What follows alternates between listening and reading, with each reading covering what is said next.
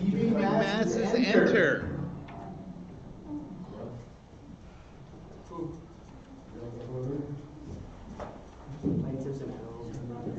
All right, start directing traffic. If you are on the plaintiff's side. Sorry, I'm right here. Okay. Go on in. Sorry, go ahead and echo. Plaintiff's side to my right, and defendant's side to my left. Okay, plaintiff's over here, defendant's over there. First chairs and council table, and members of. Everybody has a lawyer for whether you're directed or cross-examined.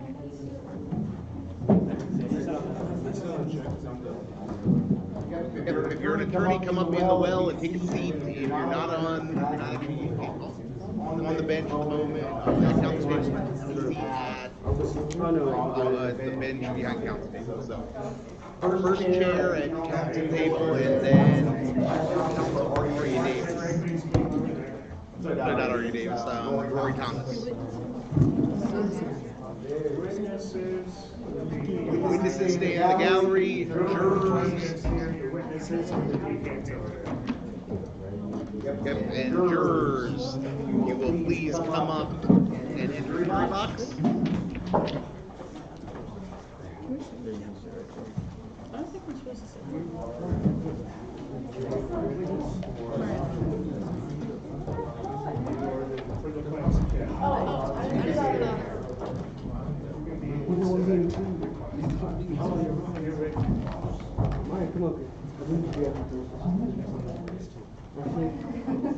All right, who you got?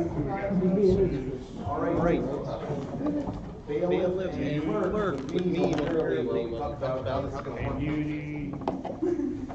We have a bailiff? No, we don't. Or you can do both. Okay. You can.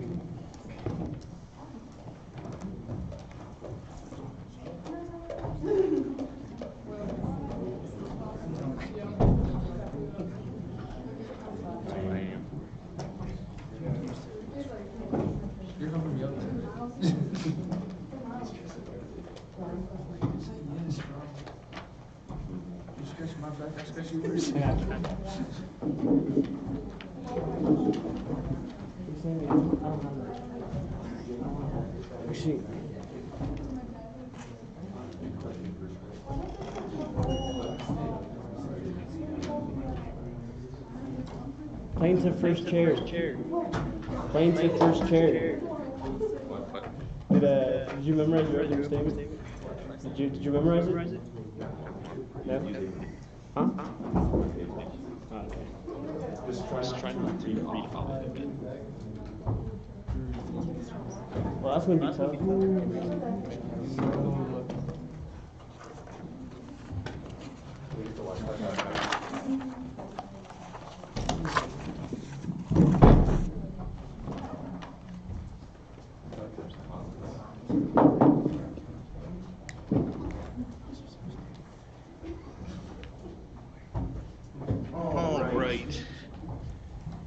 Then to just kind of go over some groundwork at.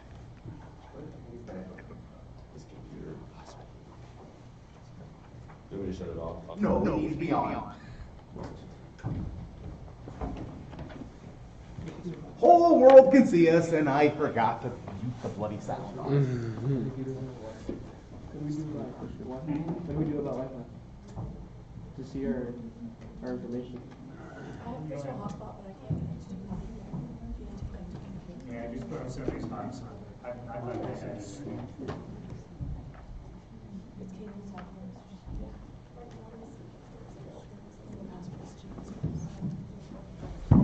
Have a seat. Okay.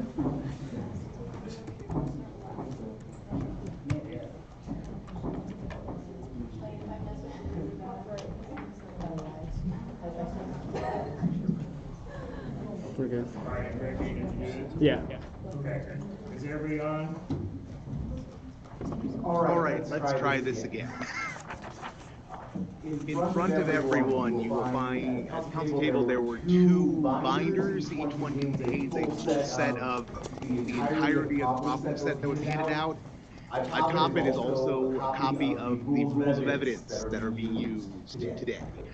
There might have been a little communication mix-up whereby that should have been transmitted by me earlier in the process, and I apologize to everyone if I neglected to do that.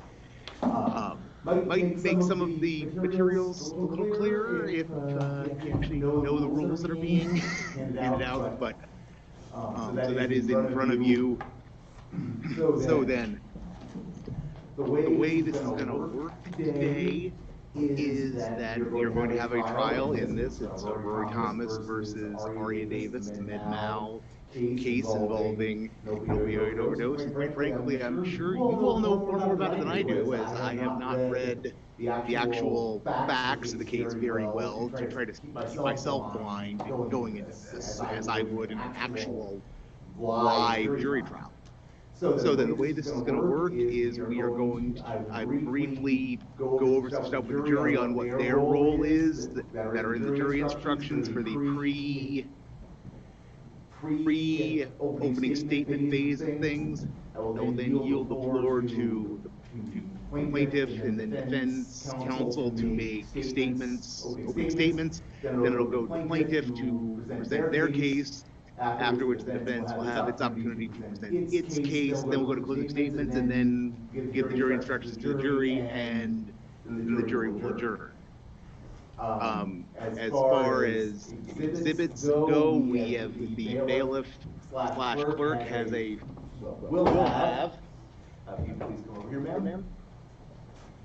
We'll have a full set of exhibits. The exhibit to hand to both the jury to review once admitted into evidence, and to witnesses to review as necessary. The exhibits were pre-marked in the exhibit in the packets everyone was given leading up to today, so we're just going to use those exhibit numbers. So we're not going to have plaintiff's exhibit A, defense exhibit B, anything like that. It's just exhibits 1 through 8 as far as they are admitted into evidence. As far as the actual method of the case goes today, we are going to go through just like a live courtroom in which each side will put on evidence. Every witness will have a separate dedicated counsel examining and cross-examining with lead counsel or first chairs, and wrangling everything and doing opening and closing statements.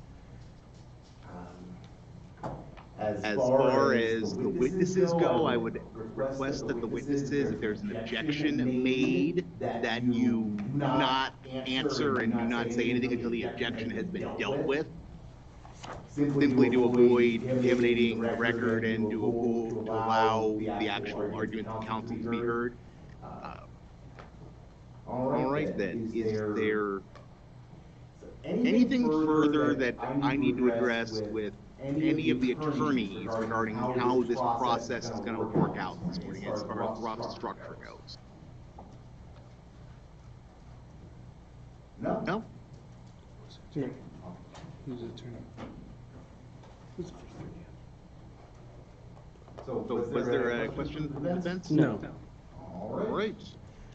One last thing, we are live streaming this for anyone who can't attend today in person on YouTube. Please speak into the microphones when you ask your questions, or make sure the microphone is reasonably close to your face so that people in YouTube land can hear you as well. Or hopefully your parents.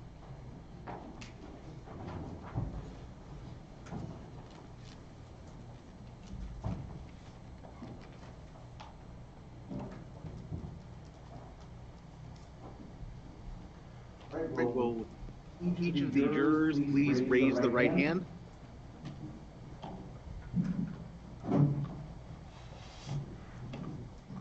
As a juror in this matter of Rory Thomas versus Arya Davis, do you swear to discharge your duties as a juror in good faith and to the best of your abilities?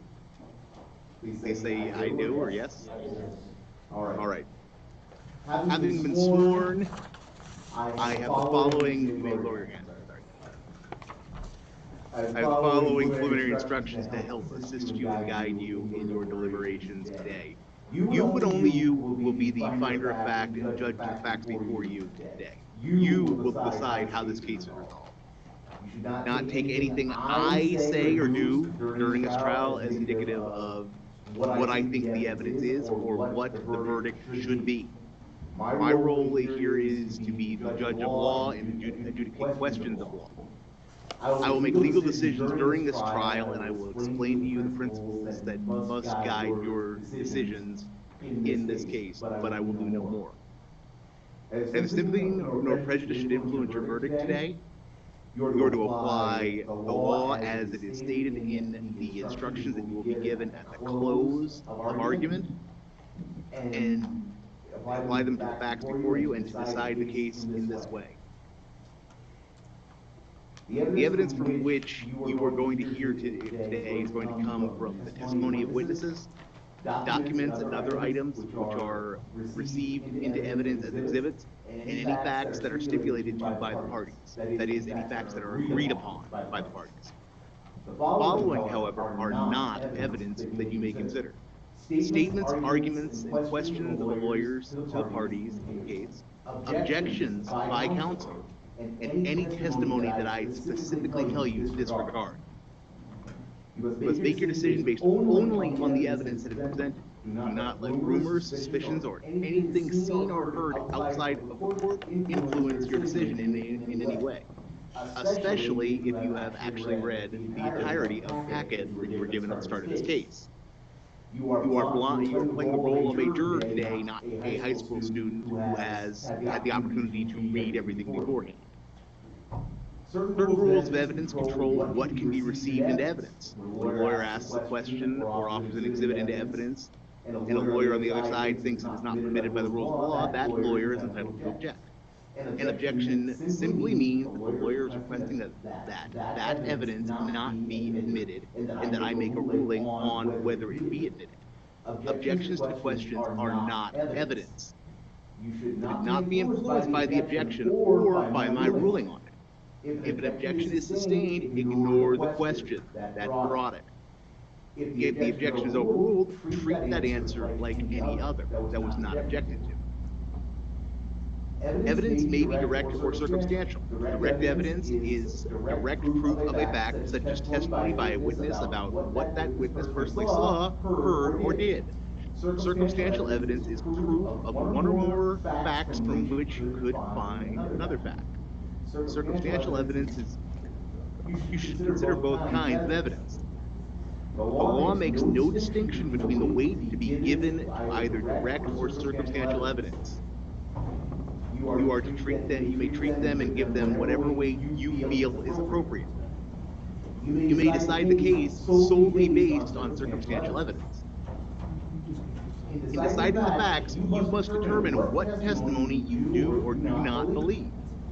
You are the sole judges of the credibility, the believability of the witnesses. You may believe all, some, or none of a witness's testimony. In deciding which testimony to believe, you should use the same tests of truthfulness that you use in your everyday lives, including the following factors: the ability of the witness to see, hear, or know things the witness testifies to, the quality of the witness's understanding and memory, the witness's manner and behavior while testifying, the witness's interest in the outcome of the case or any motive, bias, or prejudice, whether the testimony is contradicted by anything the witness said or wrote before the trial or by other evidence, and how reasonable the witness's testimony is when compared in the light of the other evidence which is presented to you today. Inconsistencies or discrepancies within a witness's testimony or between the testimonies of different witnesses may or may not cause you to disbelieve a witness's testimony. Two or more persons witnessing an event may simply see or hear it differently. Mistaken recollection, like a person's failure to recall, is a common human experience. In weighing the effect of an inconsistency, you should consider whether it was about a matter of importance or an insignificant detail. You should also consider whether the inconsistency was innocent or intentional. The weight of the evidence to prove a fact does not necessarily depend on the number of witnesses who testified or the quantity of evidence that was presented. More important is how believable the witnesses were and how much weight you think their testimony deserves. You will now hear opening statements by the party and the presentation of their evidence. At the conclusion of the presentation of evidence, I will further instruct you on the law that applies to the facts that are about to be presented. Now then, is the prosecution ready to proceed with its case at this time? Yes. The defense ready to proceed with its case at this time? Yes. All right, the floor is open to the plaintiff to make an opening statement in this matter.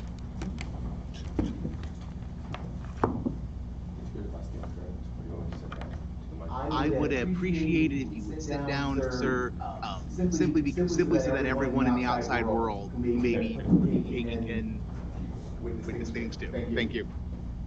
Good morning, jury. And on behalf of Rory Thomas, I thank you for your time today. We are here to help Rory Thomas get justice for what he lost, and just how easy it could have been to save his son. Today, from our side, you will find the truth of the story as we uncover just how unethically Dr. Davis performed his job. As a doctor in the world, you take an oath to do no harm, but yet that is exactly what she did. She took the life of a single parent and left him with nothing. The loss of Sloan was devastating and ended a young adult's future. He had many options in life. He could have had a career in professional sports. Here today, we need to set a foundation and bring awareness to the opioid addiction pandemic. This is not a one-time situation. It is happening all over the world. And the doctors need to be held accountable for their actions. Dr. Davis knowingly prescribed opioids even after it was getting to a point where he was going into the doctor's office and asking for Vicodin himself. This all could have been prevented if Dr. Davis would have gave Sloan just a little bit more of her time for questions. Roy did his part in trying to protect his son. If only Dr. Davis would have done hers. Thank you. All right, the floor is open to defense to make its opening statement. I will simply, upon observation, offer one thing to plaintiff. If you want to address the jury, simply move the microphone at an angle so that you can look at the jury and address them. And so that goes for all of the counsel too, if you wish to, because that is the nice thing about the microphone, they are mobile. So, yep, it is. Defense, it is your turn to make an opening statement. Good morning, Your Honor and jury. My name is Enrique Gembo. It is my pleasure to represent Arya Davis on this very important case. The defendant stands here falsely accused of causing the death of Sloan Thomas, a very serious crime. At the conclusion of the case, we will ask for the verdict of not guilty. Ladies and gentlemen of the jury, this case is about the death of Sloan Thomas, who was allegedly overprescribed medication by a defendant, after which he overdosed. At the conclusion of the case, we would ask you to find that the client is innocent. The state has not met its burden of proof, and will ask for a verdict of not guilty. The prosecution hopes that the witnesses will say that the overprescription by our defendant, Arya Davis, was the direct cause of Sloan Thomas' death. However, in fact, testimony will show external factors which acted upon Sloan Thomas. In the case of Rory Thomas, father of Sloan Thomas versus Arya Davis, we believe the plaintiff will fail to provide the evidence to prove my client is innocent. My client is guilty. At the conclusion of the case, we will ask you to find that my client is innocent. The state has not met its burden of proof. Thank you. I would simply remind the defense in this matter that the state of Utopia is not involved in the present action. This is a civil matter about your client's comparative liability in this matter. All right, so then is the plaintiff prepared to call its first witness or begin its presentation of evidence? Yes, we'll call Rory Thomas. All right. Rory Thomas, please approach, exit the witness bench. Caleb.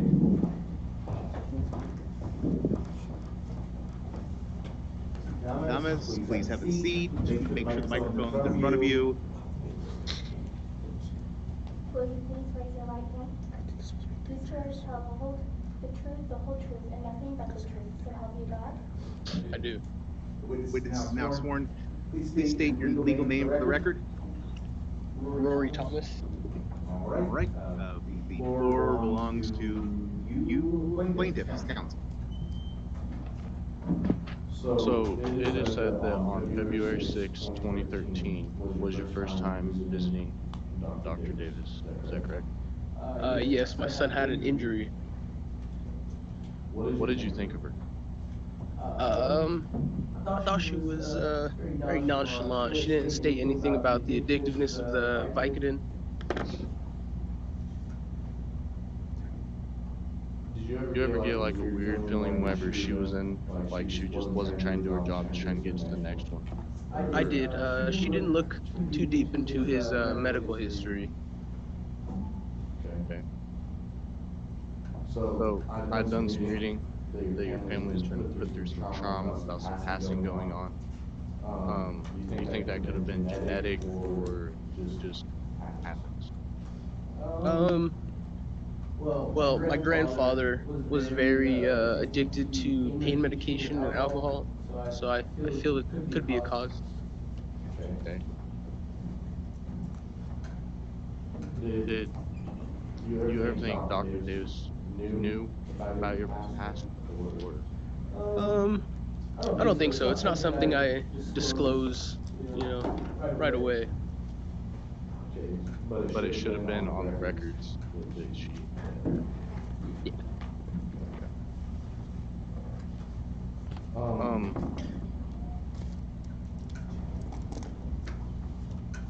Did you ever have a debate on what she wanted to prescribe?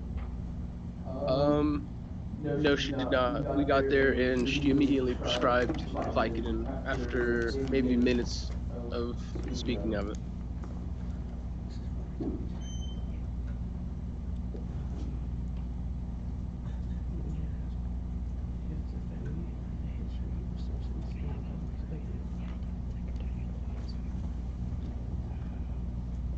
So with all the past 3 times that you went to her, why was it that she kept prescribing the same medication over and over, even after he got done with rehab? Because Sloan said he was in pain, and after the first visit, I didn't go with him.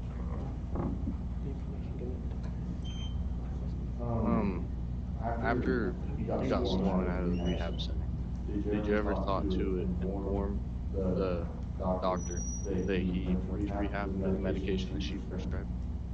I did not. I figured Sloan would tell her. Okay. Whenever Sloan had his addiction, did you ever see or notice anything different about him?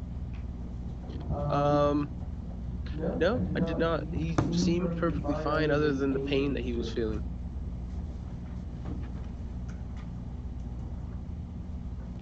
Okay. And while you were in the doctor's office, did Dr. Davis ever mention or tell you anything about the prescription? Other than it would help with the pain, no. So she never told you about any of the effects or addiction that might come with it? The second visit, she said something about he was trying to get her a bottle refill, and she said too much wouldn't be great. That's the only thing mentioned of somewhat near addictiveness. Okay. But so with the third time, she did fill it, correct? She did fill it, but he went alone. Do you happen to know why every time you went in, the prescription just kept getting bigger and bigger? Because by the end of it, you were up to 540 pills. I did not know. I would not know. Did you ever do any research on the? Other than the first time we got home, I skimmed over the drug facts, but I was too busy taking care of Sloan. Because I did some research on it, and the prescribed amount is only 1 pill for every 6 hours. So, and he was taking 5 pills a day, is what the prescribed amount was. There are questions in there, counsel?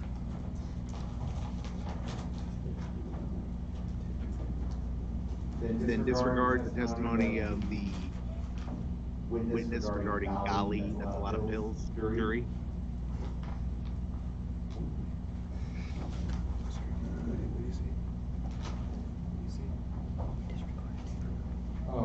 Have you ever heard of people prescribing an opioid for just a simple injury? I have. Because usually that I've noticed is that whenever they go in, it's just a simple ibuprofen and Tylenol for a few days. Again, is there a question there, or are you going to testify for your client, counsel? That's my question. And how you get to it? But wouldn't you say that would be average? I would. Further remind counsel, leading questions are generally discouraged on direct examination, and that was certainly a leading question.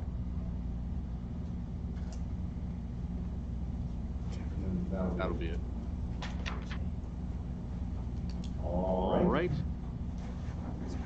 The floor is open for cross-examination.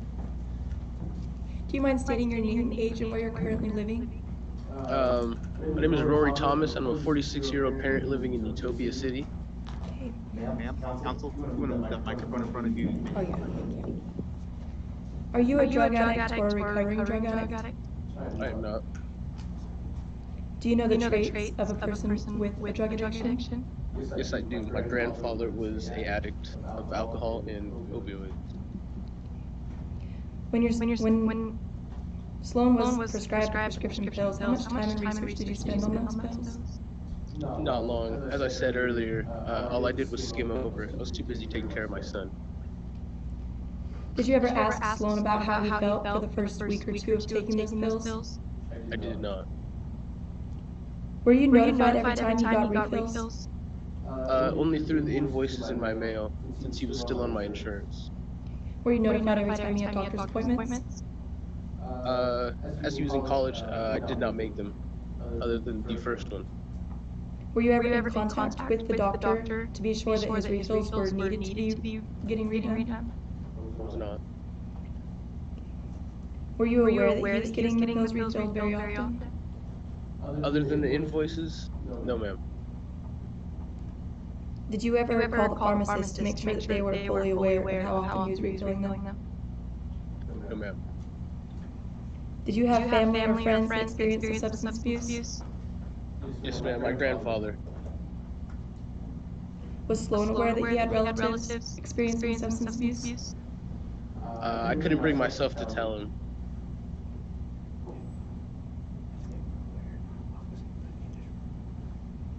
If you were aware of the substance abuse of your family, how come you never told your son about them? I didn't want him to think that I didn't trust him. Did you ever meet Sloan's friends? Other than his friend he was drinking with in his bedroom, I didn't. Did you ever talk to him, have a conversation? No, he left before I got a chance to. Do you think that his friends were aware of his substance abuse? Imagine. Did you do anything to help him whenever you first started noticing his often pill refills? I did. I took him to Four Seasons Rehabilitation Center. And before, whenever he was still in high school, just about to go to college, and he was going to the appointments alone, did you ever check up on him to see how they were going? I did. Did you think you noticed whenever he started taking more pills than what he's supposed to? Not until I seen the empty bottle. No further questions. Is there any redirect from this time? No. Is there any reason why this witness cannot be allowed to stand down? No. Defense? No. Service, sir, you may stand down. Please clear the gallery.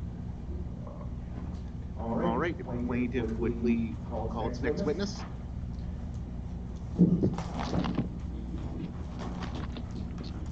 We call Dallas Sanchez. All right, Dallas Sanchez, please approach the bench. And counsel for Dallas Sanchez, please come to the counsel table.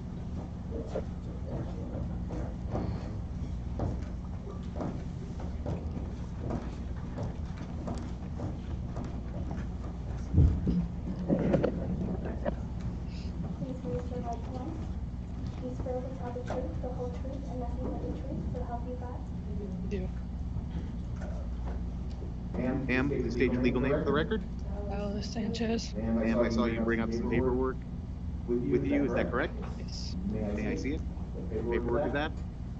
The copy of your sworn statement? Counsel, I will defer to you on this question whether you object to the witness having access to her sworn statement in the course of testifying. Defense? No objection. No objection. All right.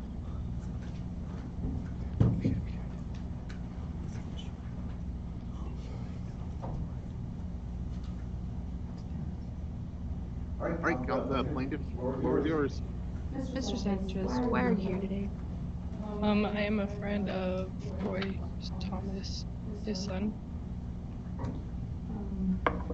How close were you to Mr. Sloan Thomas? Pretty close. What would you guys do together? Hang out. I'd go to his house and we'd play Madden, but a lot of the times he wouldn't be up to it, so I'd just stay in my house.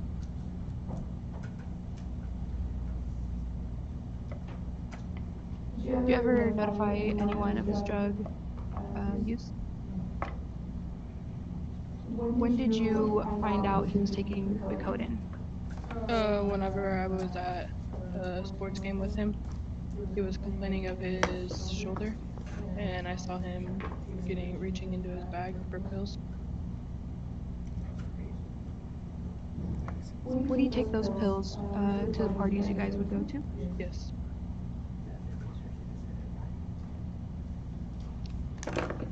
Do you think he was addicted? After rehab, how was Sloan? He never wanted to go out to parties, he just wanted to stay home. When you guys would go out after rehab, did he drink or take any?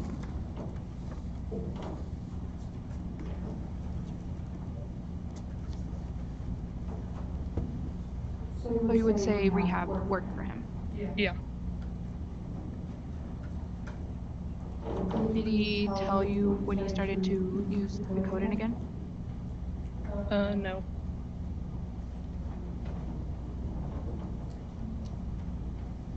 What was Sloan's priority in school? Sports.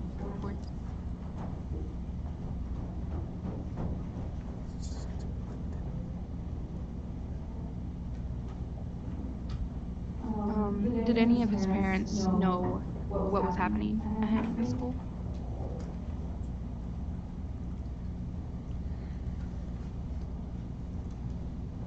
Did you care deeply about your friend Thomas? Yes.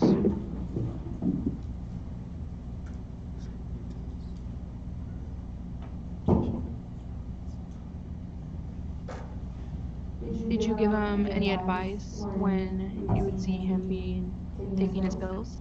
I tried to tell him to stop. He never listened.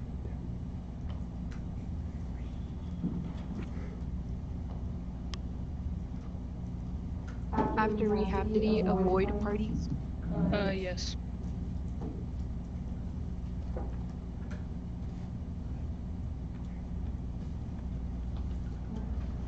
No further questions. All right, defense, floor is open to you for cross. All right. Hello. Would you Would you please introduce yourself? I'm Alice Sanchez. So, it says here that you were friends with Mr. Thomas. How did you two become friends? Sports. Through just Sports. When was the first time you saw Mr. Thomas take codeine? At a sports game. It says here that you saw Mr. Thomas take codeine on June 6, 2017. What happened on that day? I don't remember. Counsel, for the record, please clarify what you are reading. Oh yeah. Oh yeah. The affidavit that you currently currently have. have. It's on It's there. on there. Thank you, counsel.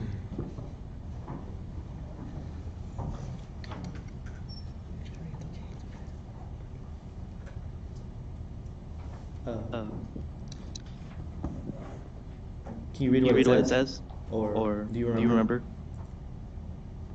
Give a line citation, counsel.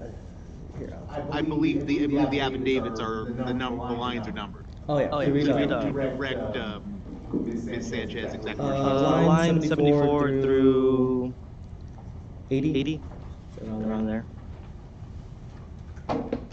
Next time I saw Sloan was June 6, 2017. We were chilling in his room at his house, playing Madden. I thought maybe Sloan had gone to see Dr. Davis the next weekend because at this point he grabbed his left shoulder like it hurt, then took the Vitacodin pill from the bottle on his dresser. The bottle had a dozen or so pills in it, certainly more pills than I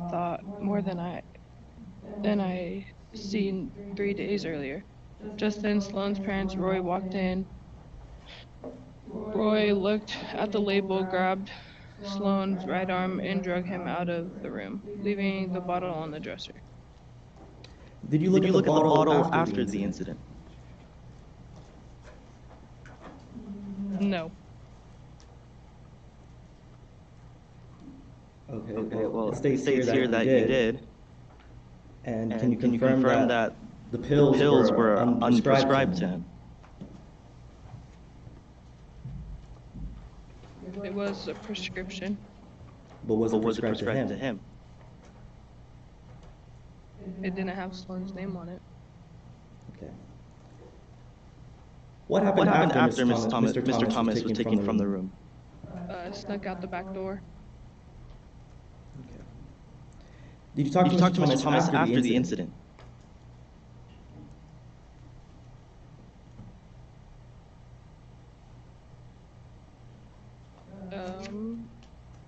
Not until August. Okay. It says in your affidavit that in November you took Mr. Thomas out to dinner. What did he tell you that night? He had gone to rehab. Later that month, you went to one of the university's basketball games. Did you see Mr. Thomas hurt his ankle and shoulder?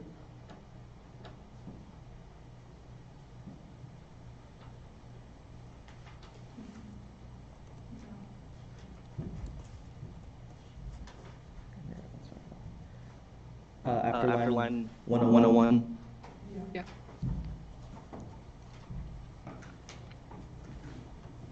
Did you see him hurt his ankle and shoulder? You did? Okay. What did he look like in the moment? He tried to stand. Couldn't put any weight on his right ankle. And his left shoulder was in a lot of pain. Were you aware that after the incident, Mr. Thomas started taking Vicodin again? Yes. Can you confirm that you stated in your affidavit that he was popping them like candy? The next time I saw Sloan, he had another bottle of Vitacodin HP, and he was popping pills like candy. I was surprised he'd be taking opioids after going to rehab. When was the next time you saw Mr. Thomas?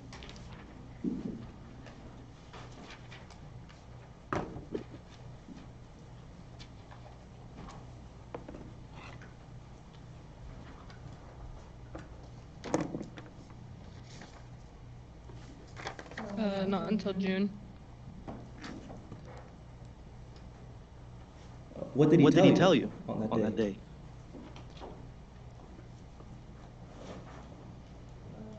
He was acting like himself.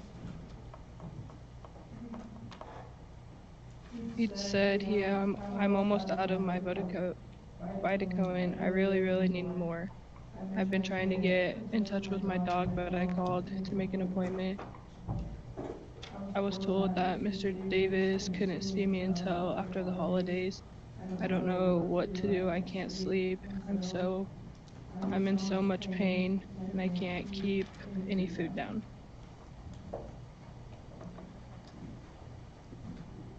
Your affidavit states that he asked you where he could find more Vicodin. Is this correct?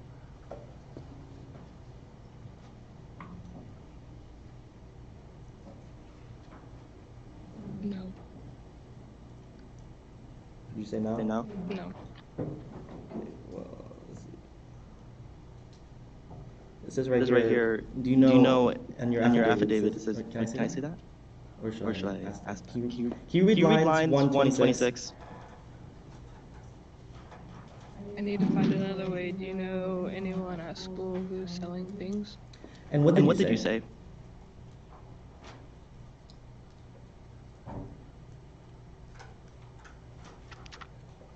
I heard someone might be selling stuff at the New Year's Eve party at the frat house on campus. Can we show exhibit 3? Can I ask that? Any objection to the admission? You're proffering exhibit 3, is that correct? Yes. No objection. All right, if the bailiff is going to be handing a packet, a full exhibit packet to the jury, please only review and look at copies of stuff that has been formally admitted into evidence. So if you please flip open to exhibit 3.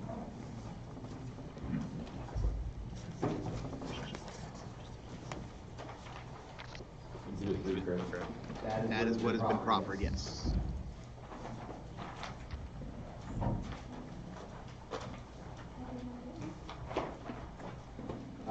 Also give one to the witness. It's going to be, Ms. Sanchez, that's going to be a witness box copy, so when you leave, just leave it there, don't take it with you. So please flip open to exhibit 3.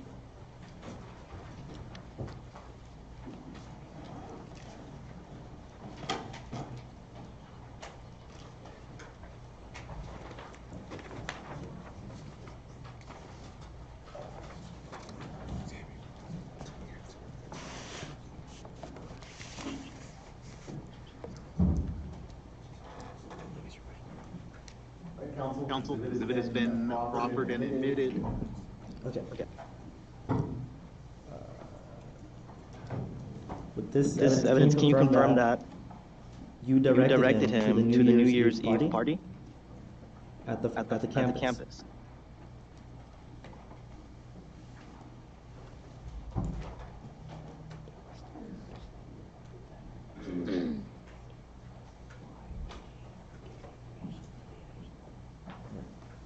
Is that a yes, Ms. Sanchez? Yes. Okay.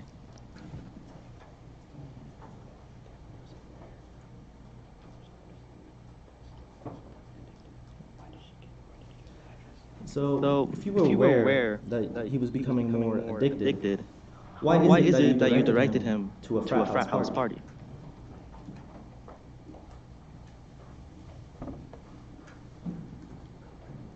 Not sure. Did you and Mr. Thomas attend the party?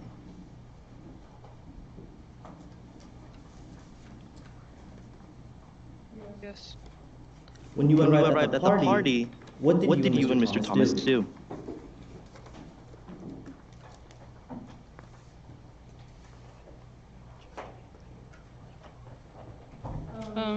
He met up with one of his friends who had pain meds. What was that? Met up with one of his friends who had pain meds. Okay. Was Mr. Thomas drinking at the party?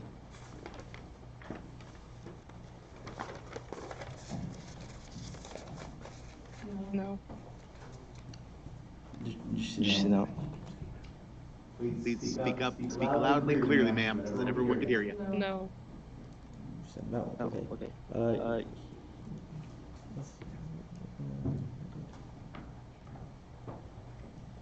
Hold on a minute. Can you read lines 139 and 140 on your affidavit?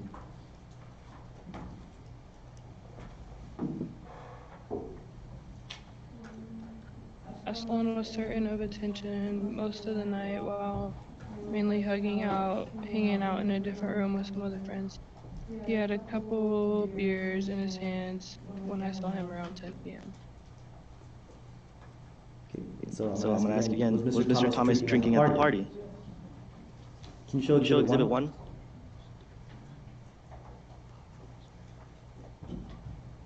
Yeah. They're moving to admit Exhibit 1? Yeah. And the objection to the admission of Exhibit 1?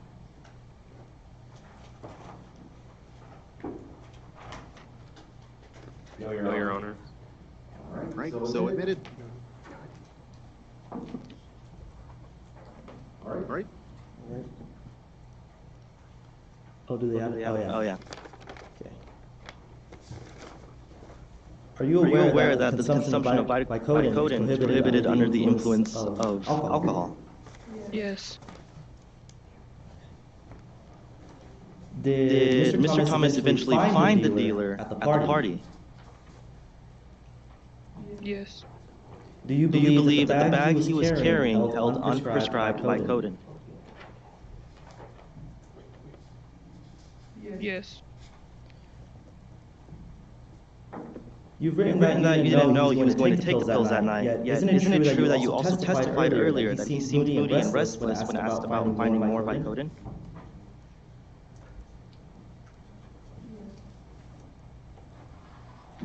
That is all, Your Honor. Any redirect from the plaintiff? Yes, Your Honor. Floor is yours.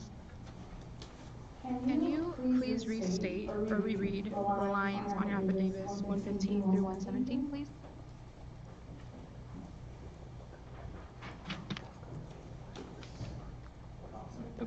Before that, I have to just clarify, were those previously read, counsel? No. So the question is reading for the first time, just so that everyone's on the same page. All right, I'm sorry, go ahead, ma'am. According to someone, Dr. Davis said he'd be okay taking Vicodin HP as long as he's careful. I was surprised to hear that, but I figured Dr. Davis would know best what was safe and what wasn't.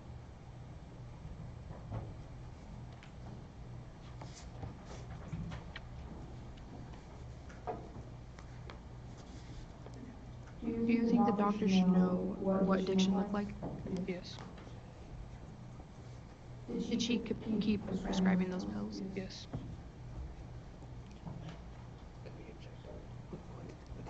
So he was feeding his addiction, right?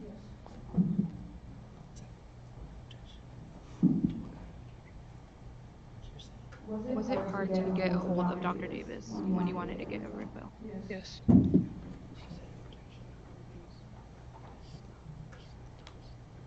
Do you think she undermined the job of prescribing those pills? No further questions. Recross?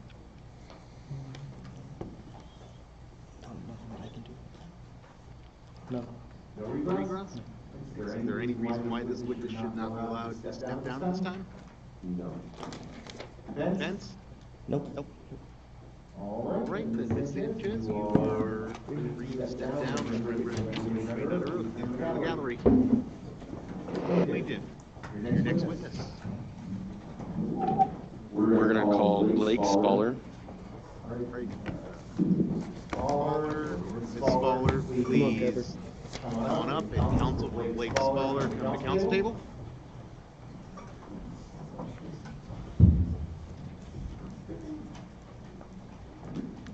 Will you please raise your right hand? Do you swear to tell the truth, the whole truth, and nothing but the truth, so help you God? I do. All right, please state your legal name for the record. My name is Blake Spaller. All right, counsel for the plaintiff, I'm sorry. Floor is yours for direct. For what reason are you here today? I am here on the behalf of Rory Thomas to defend him in the son.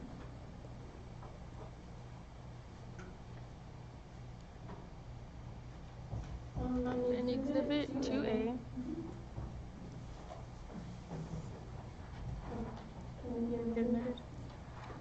Motion made to A. No No objection. counsel be sure that we do this properly? We're going to be asking Ms. Fowler about her medical expertise. Would be prudent to qualify her as an expert prior to asking those questions to avoid the litigate objections. What that means is you need to establish that she's a doctor and why she should be trustworthy. Are you a doctor? Yes. An orthopedic doctor, correct? I'm a professor of orthopedic surgery at the Arya University School of Medicine in Atlanta, Georgia. So you understand all of the case, right? Yes.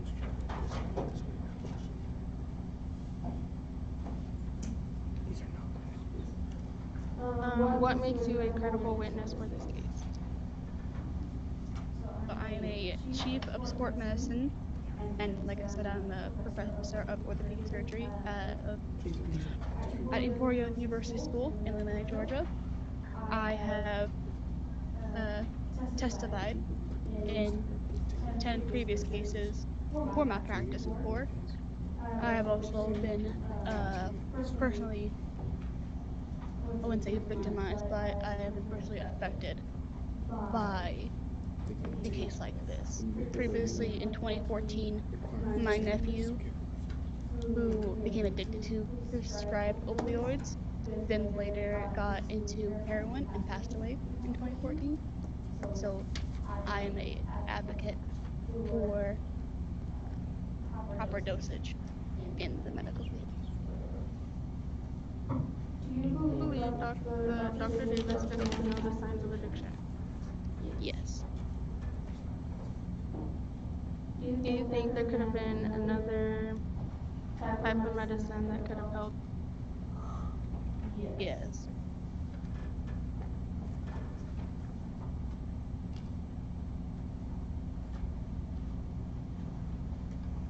What is something you believe Dr. Davis did wrongfully? I believe Sloan Thomas went to see Dr. Davis 3 times, and on the second and third time, after having prescribed Vitican for, I believe,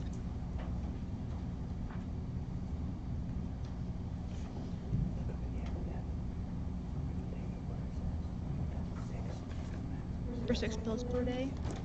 After that, she did not have any follow-up questions to see if he became addictive to the opioid and or if the pain was subsided.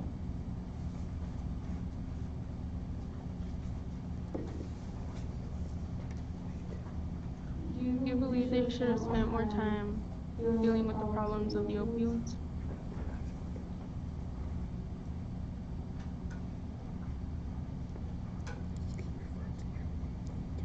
Do you think Dr. Davis should have spent more time talking to them about the opioids? Yes. Because such opioid can be addictive. Any opioid prescribed to a person can become addictive. And I believe that she did state or warn him about the risk factors of it can be addictive to him. But she did not follow up with anything after the fact, nor did she update the medical history after he went to rehab. Prior to Nick's question, the them counsel that was referred that you just referred to in your last question referred to the plaintiff and his son, correct? Just making sure that we're keeping unattributed pronouns straight. Right. You may ask your next question.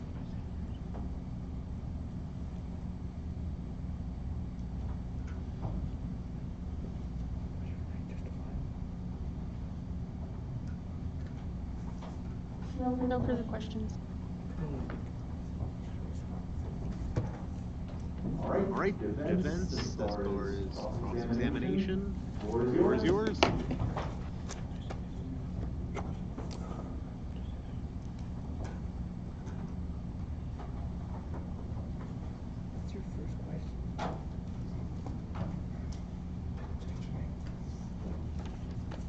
Could you Could you state your name?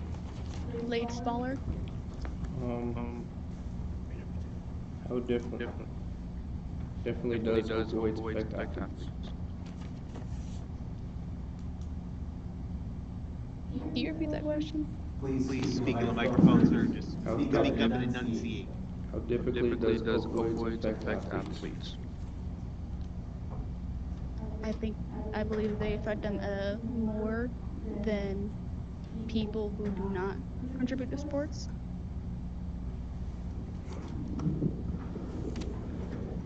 Have you conducted research on the effect opioids have on athletes?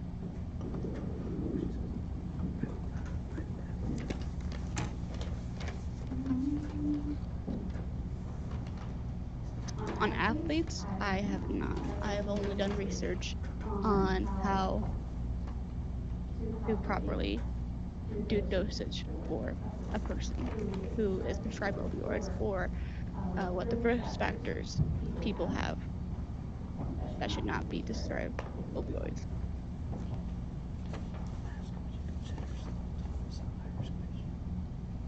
Would you consider Thomas a high-risk patient? I would say at first, whenever Dr. Davis had asked Sloan Thomas if he had anything, all he had was anxiety, which is considered not a risk factor in the beginning. But he did have some red flags, as you would say, after the second time that he saw Dr. Davis. He had strong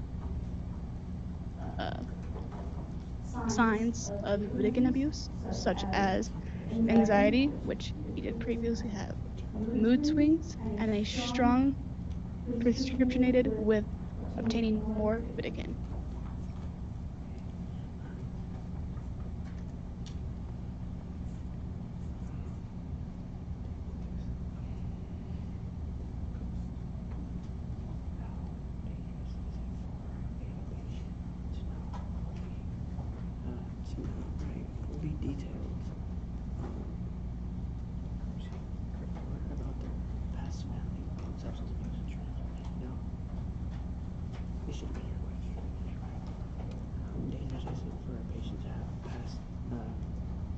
Substance abuse in the family. How dangerous is it to have substance abuse in the family?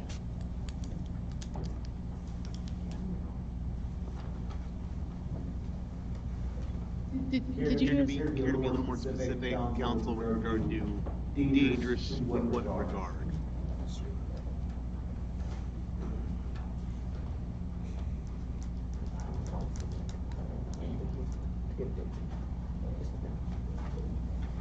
Dangerous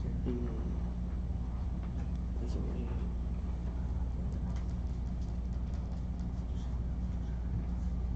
Dangerous in relation to possible substance abuse from Sloan Thomas. Dangerous as in possible addictions that may come further down in the family. Dangerous in a way that it may affect or may cause addictions. In family members. Just as to expedite matters going forward. First, Chair, if you have a question that you want to answer, you can ask it. You do not need to feed it. You do not need to feed it to the examining counsel. So at any rate, if somebody would like to offer it up so that it can be answered. The question for danger is how dangerous is it relating to addiction that may occur in family members if previous family members had a history of alcohol and substance abuse? I would say that it was very dangerous. But I would also like to input that it is also important for doctors in the medical field to ask these certain questions for the patient and for the patient's parents, to see if there's any genetic like diseases or heart attacks that run in the family. And in such case, I believe that Dr. Baylor failed to ask these certain questions by the parents.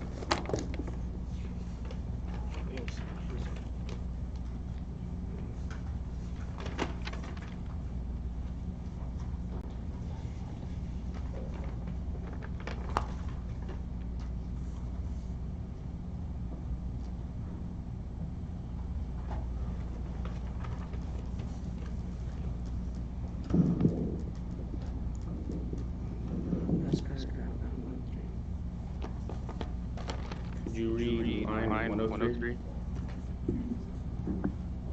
That's line 103 of the witnesses sworn statement of counsel.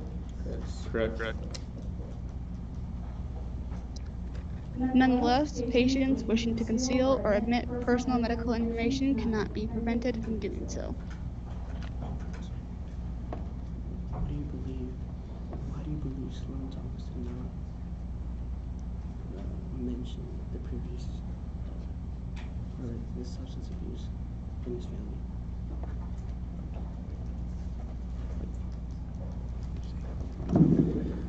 Why do you believe Sloan Thomas did not accurately report his family's substance abuse?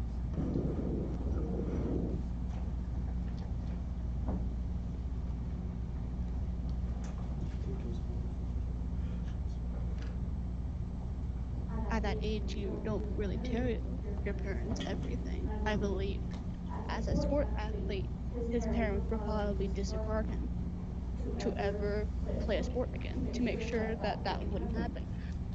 But then again, he did not know that his family had substance abuse, so he didn't really know how to at that age. Can you prove that this was the real situation that occurred, or was this just an opinion? Before you answer, ma'am, you make sure the microphone is up so that everyone can hear you. It's a little hard to hear you.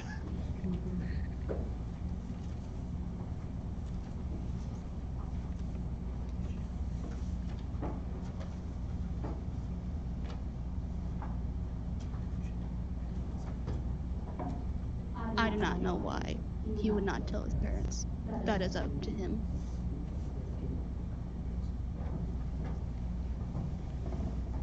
Do you believe Sloan Thomas didn't report his family's substance abuse as a way to get more medication? Yes.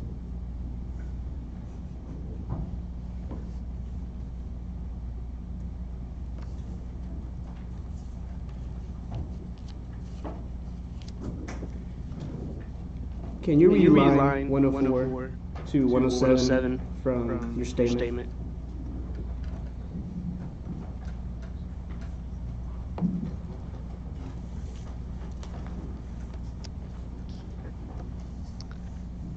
Those administering questionnaires should be alert to patients' behaviors that indicate possible false information, but ultimately when a medical professor is asked a clear question and a patient gives a false answer, the blame lies with the patient.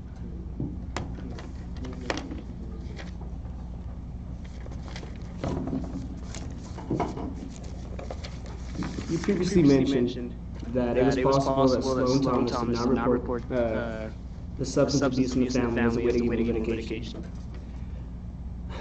So does this mean, or can you infer from that he was already trying to get more medication before he even talked to Arya Davis? Or his first injury? At what point? Correct. So was That's for clarification, counsel. Yes, during the first injury, Sloan did not report family substance abuse. And as I questioned you, you said it is possible that Sloan did not report the incident as a way to get more medication. If he did not report that incident, as you mentioned, it may have been a way to get more medication, which he was already trying to do before Arya Davis prescribed any medication to Sloan Thomas. Hey, objection. You say just because he did not actually know that his family had substance abuse, his dad knew. Thoughts on, care to rephrase that, counsel?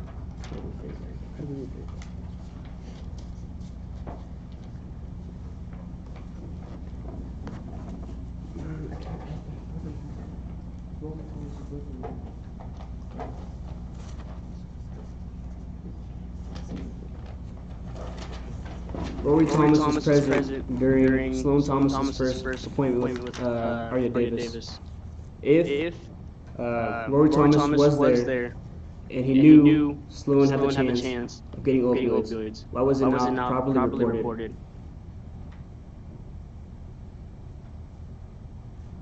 Care to try the phraseology again, counsel?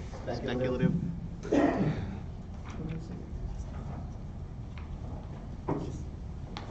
If Rory Thomas was the only one that knew, why did he not report the incident? As he said in his testimony, he could not bring the son to know the fact because he did not want his son to not trust him. So do you believe Rory Thomas put his son in danger by not reporting the family substance abuse?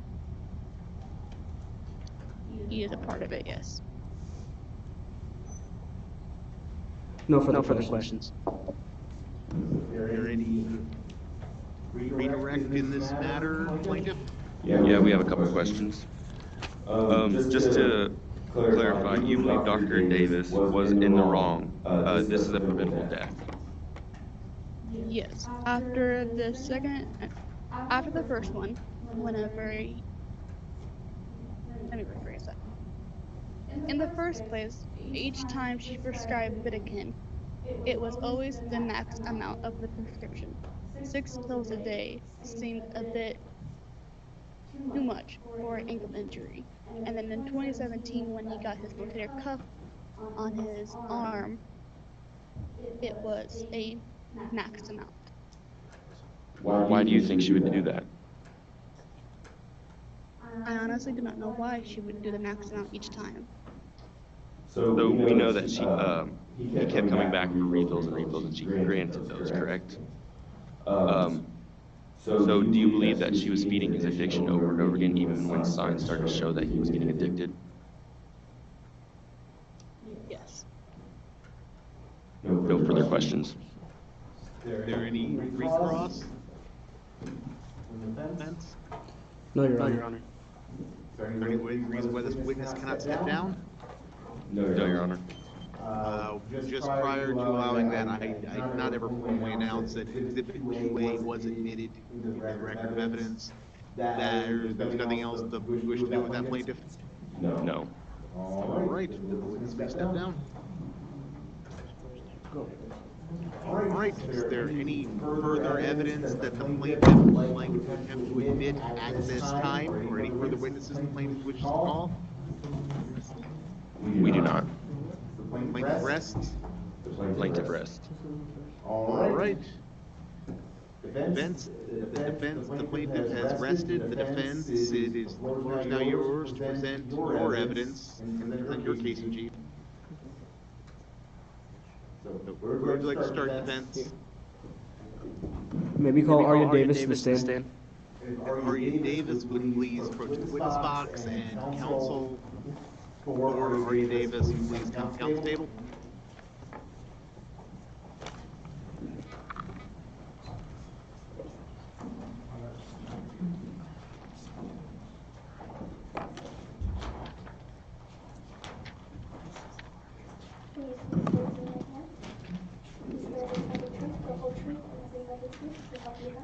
I do. Matters, please state your legal name for the record. My name is Arya Davis. Thomas, if you'd like to come on down to counsel table, you can. I apologize for not noticing it sooner. You don't have to, sir, but you're free to. There should be a chair in that corner by the jury.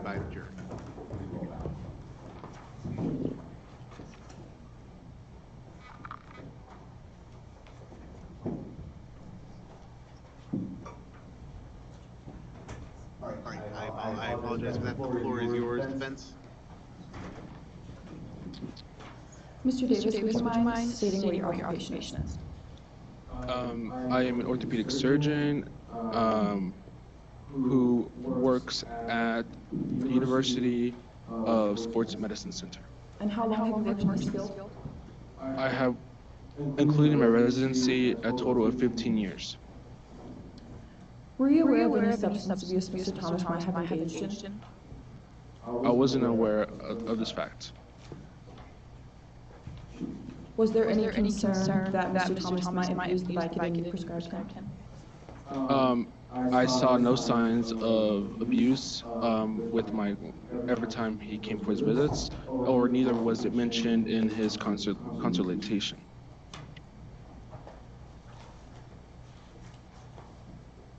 Did you feel pressure to get Mr. Thomas back on the court as soon as you could? Yes.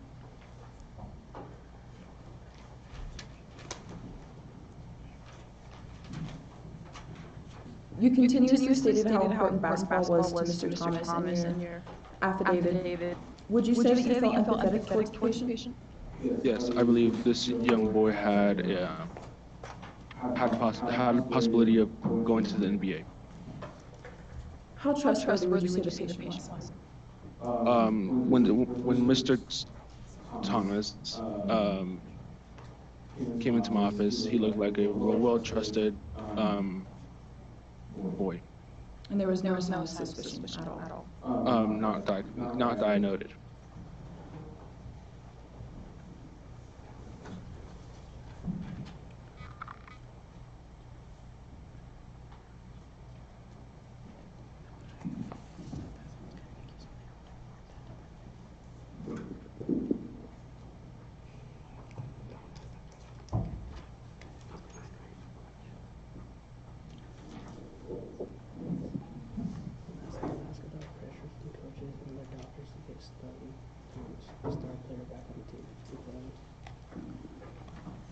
So as you stated before, Mr. Thomas was a star player on your basketball team.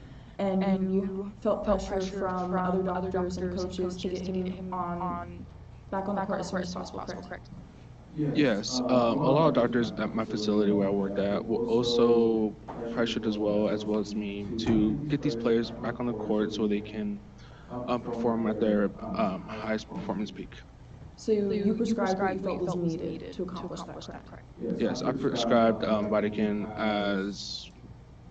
while following the standard of care because I did notice that he mentioned that the pain was unbearable, rating it 1 being 0 being feeling nothing to 10 being the most excruciating pain you possibly can feel, and he rated it as a 10. And you can see the physical pain, correct? Whether that be in facial expressions or body language? Yes, his body language, of course. I did do some physical examinations by trying to check out the motion of his joints, and I did notice that it did cause quite a bit of pain. In a way, could you say that you felt responsible for this young boy's future? Yes, I felt like I was able to treat this condition and try to was able to get him back on the playing field as soon as possible.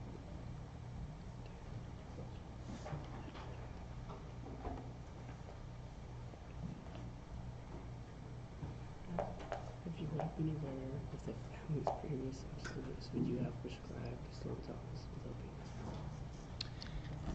If you would have been aware of the family history Mr. Sloan had with abuse, would you have prescribed the Vicodin that you did?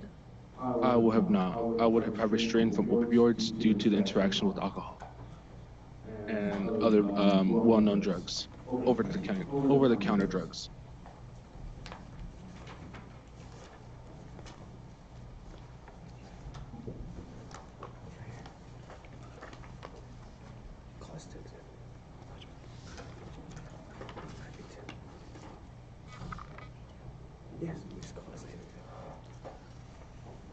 I would like to call B2 exhibit 5B2. Exhibit 5B2.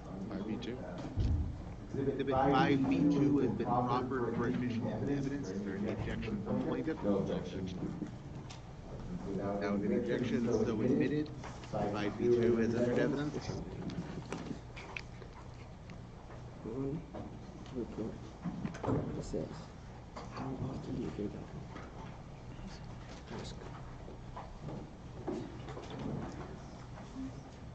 On Mr. Thomas's family history report, it asks the question how often he drank alcohol or used illicit drugs. What was the answer on that?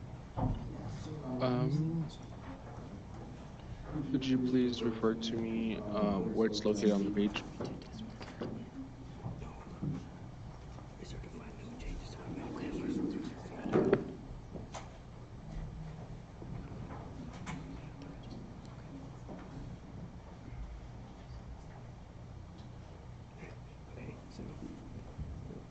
Thomas signed the paper. He declared, I certify no changes to my medical history. Right? This was after his rehab, correct? So on this family history form, Salone Thomas signed that there were no changes of his medical history. This was after the rehab, correct? Your Honor, my right one. I believe we have a small evidentiary issue in which Exhibit 5B2 has been admitted into evidence. I believe you're referring to 5B1, counsel, is that correct? Oh, yes. 5B1, the question about have you ever used alcohol, is that correct? Yeah. Yes. So then you would wish to add that to the record, to the evidence, or you wish to substitute B1 for B2? Or We would like to substitute. the objection to a substitution, plaintiff? No objections. The jury will disregard Exhibit 5B2 for the moment and anything it contains until it is admitted into evidence. So, the correct exhibit is 5B1. The information, the specific family history is on the third page of the exhibit. The specific question that was asked about, Doctor, is about two-thirds down. Copy of that in front of you. Oh, sorry, yes. So, counsel would please re-ask the question with the exhibit sorted out. So, there was no changes in medical history since 316. Even after it said how often do you drink alcohol, we know that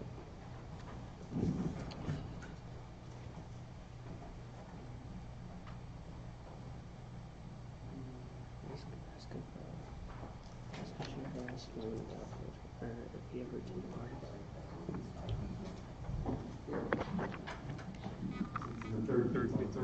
Third page of that.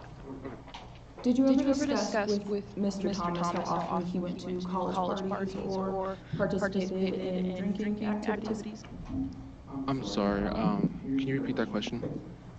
Did you ever talk to Mr. Thomas about how often he attended college parties or participated in drinking activities? No, I didn't. That is not part of my scope of practice, and I refrain from asking questions about personal lives. So you have no reason. So you had no reason to suspect he was drinking, even after he signed his name that he changed his right. So you had no reason to believe that he was drinking even after he stated that there was no changes? Yes. As I said, I trusted him, and he did sign with this, knowing I confirmed that if he had any medical changes within the last time I saw him, since the first visit. Sorry. So you had full confidence in trust? Yes. And I made a clear conversation with him regarding any medical changes with him.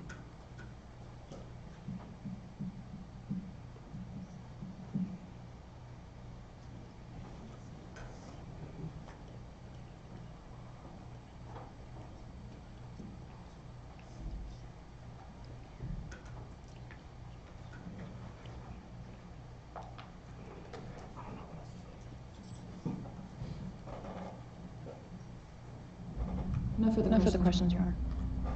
All right, the floor is open to across from the plaintiff. Your paper's on the flat space of the desk, just so that. Sorry about that, I hadn't noticed it was causing a camera issue. Oh, sorry. No, plaintiff, the floor is yours. So you have attained a degree to conclude you are a doctor and tend to be reliable, is that correct? Yes, I have an MD, MPH degree, Master's in Public Health Sciences. Did you ever happen to ask Rory without Sloan present about family history and substance abuse? No, but it was mentioned in the intake form that I conducted prior to his recitation. Were you ever worried that he didn't want his son to know, though? Can you please ask that again? Like, were you ever worried that he didn't want his son to know about family abuse? No. I would have thought that he would have been aware known that his family had substance abuse. You were aware? No, I should have been aware. But earlier you just stated that you didn't want to know about their personal life and how you didn't ask about the parties or anything. Yes, what? Sorry. You stated beforehand that you didn't know or didn't ask about the parties because that was about his personal life and that wasn't part of your job. It's not part of my job, yes. But now you're saying that you should have known those things. Yes, he should have revealed it to me. I shouldn't personally ask the question. As a doctor, isn't that your job to ask them? In the sense of, as it's. Aren't you supposed to know about substance abuse? Yes, which I did. Aren't you supposed to ask that? I verbally communicated with him regarding his medical history, and substance abuse is medical history.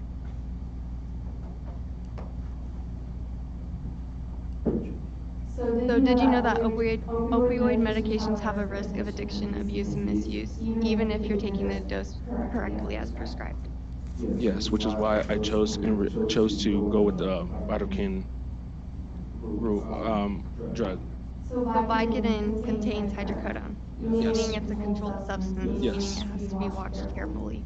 Yes. You please break that up into bite-sized questions. There's nothing out of bounds about them, but you're almost badgering a witness with meaning, etc.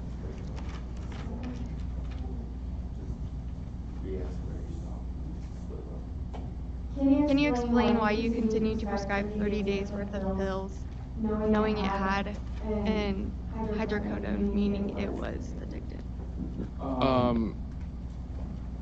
I chose to pursue opioids because I knew as an expert standpoint that anti-inflammatory drugs such as NSAIDs could not treat this condition. Also, it's also a great pain management, and I found it, and studies show that it's not as severely addictive as other, like oxytocin, right? Oh wait. So instead of telling the patient to just take Advil, you had them take Vicodin. What led you to make that decision? As I said, he rated his pain as excruciating at a 10, which I know NSAIDs such as Advil, Tylenol, ibuprofen won't treat this condition and manage the pain, because what I'm trying to do is try to get patient satisfaction and the best patient care possible.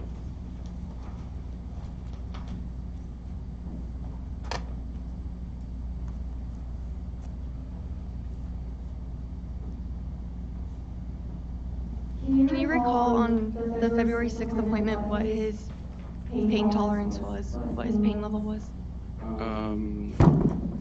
Not at the top of my mind.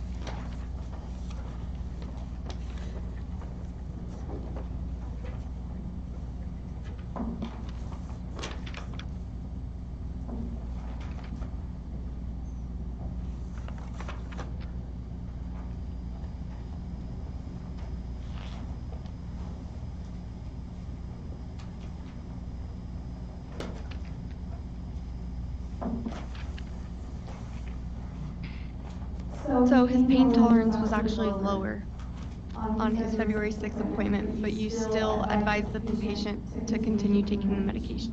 Why is that? Can you refer to me what I recorded? What I documented? Can I enter Exhibit 582? Objection to the admission of 5A2? No objection. So admitted.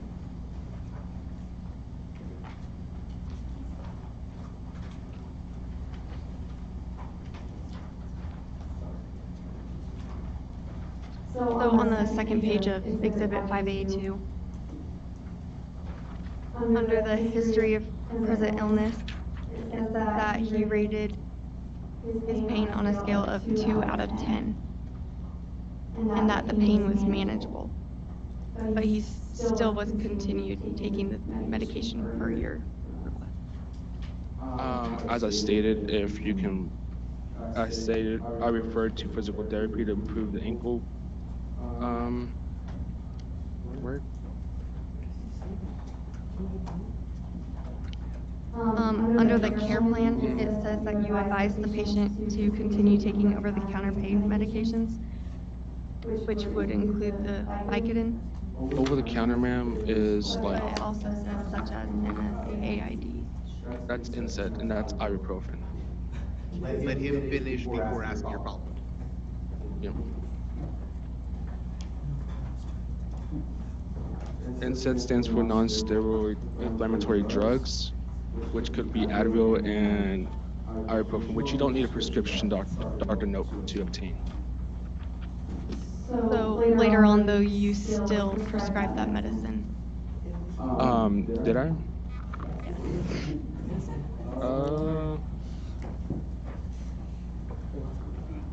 Can you please refer to me where it's mentioned in the document?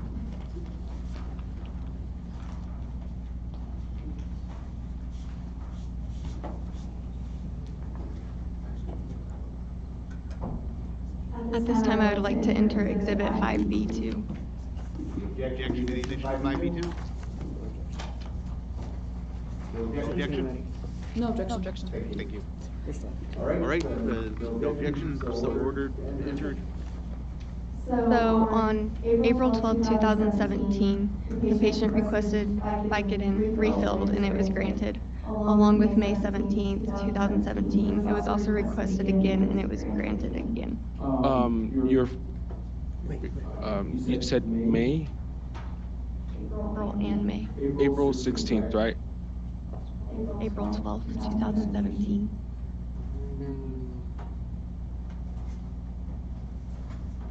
We're referring to 5B2, correct? Yes.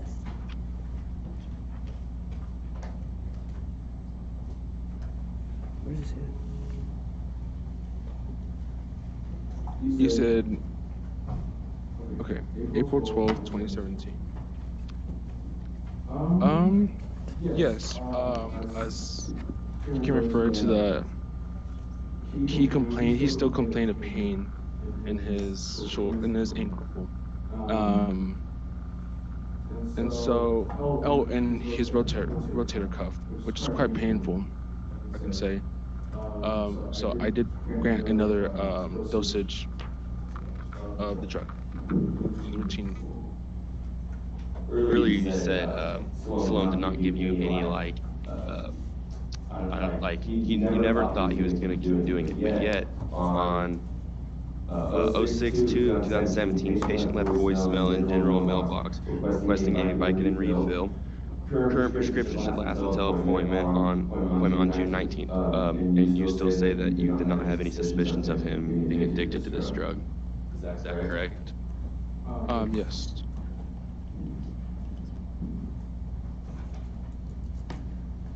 You also stated that you would reevaluate the situation at that time. Were you able to do so? The situation? Yes, were you able to reevaluate?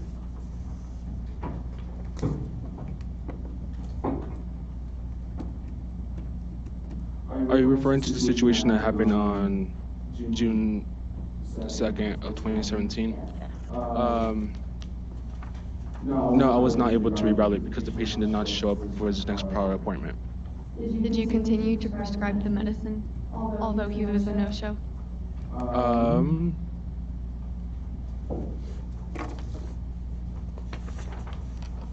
I don't think so.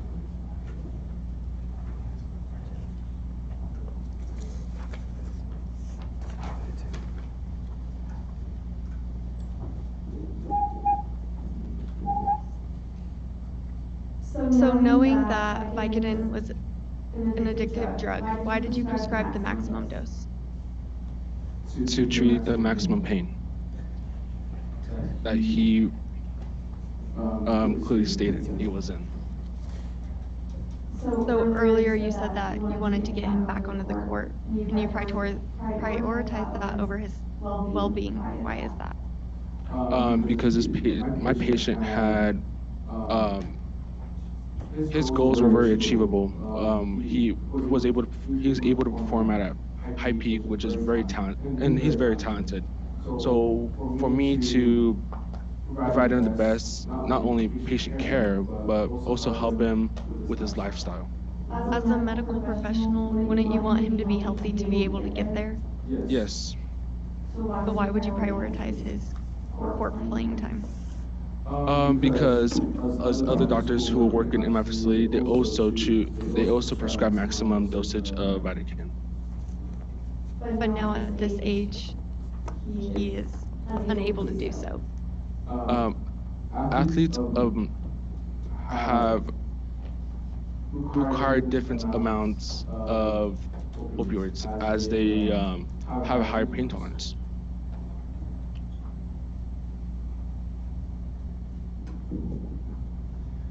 If they have a higher pain tolerance, then why would you give them a maximum dose of that? I mean, they should be able to take most of the pain.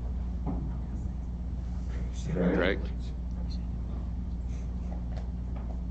Yes. So, knowing your patient went to a rehabilitation program, why did you decide to still prescribe him with Vicodin? Counselor, I wasn't aware of this. The patient, Sloan, never mentioned or gave me any documentation that referred to him going to drug rehabilitation. Rehab.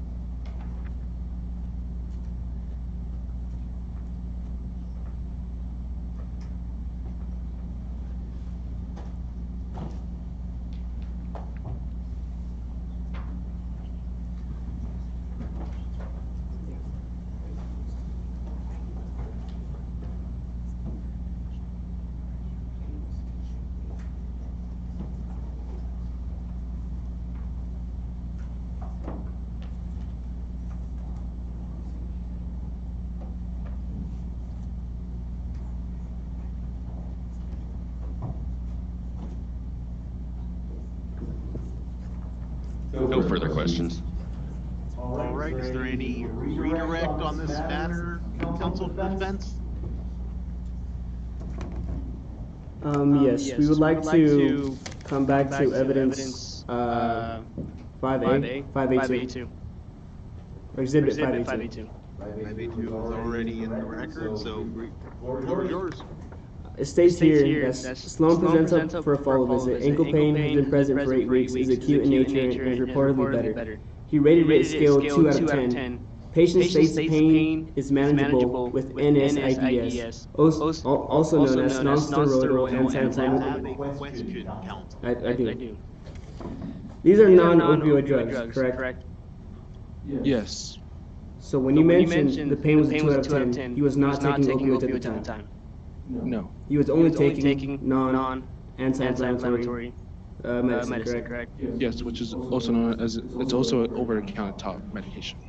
Okay. The plaintiff asked about athletes Athlete's pain tolerance, correct? Sorry, Cancer, can you repeat that? The plaintiff asked about athlete's pain tolerance, correct? Yes. How important is pain tolerance when Sloan stated that the pain was a 10 out of 10, regardless if he was an athlete or not? That's extremely high.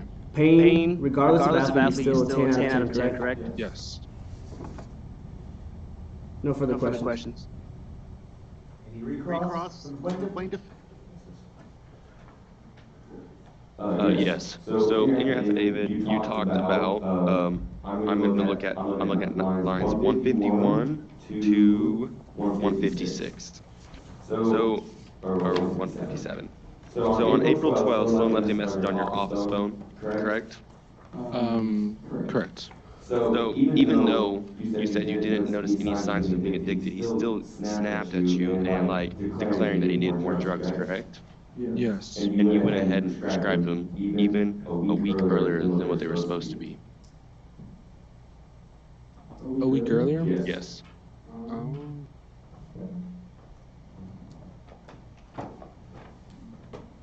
Yes. Why did you do that? Because I was, I knew he was trying to get back on the court, and I found it reasonable for me to try to get him on the court as soon as possible. So you put his sports above life. Yes. No further questions. Wait. Right. Is there any further reason why the witness is required at this time? No, Your Honor. Other than I'm sure defense counsels wish to cross-examine him on his last statement. The witness then may step down. So you remain under oath? All right. And the reason why I admonish everyone of that is because it is possible that they could be recalled to provide rebuttal testimony. That's not just, that could be called back. So, Ben's next witness?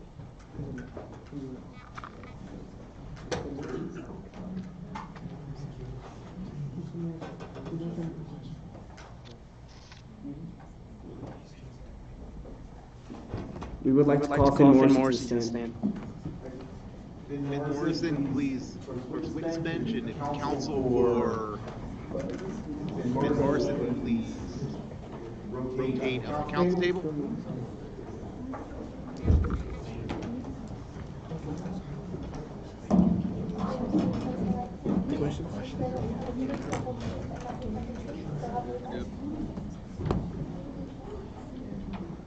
We answer affirmatively, sir. Speak up and speak into the microphone. All right, please state your legal name for the record, sir. Ben Morrissey. Arya Davis. Thank you very much. You're now sworn. Vince, the witness is yours.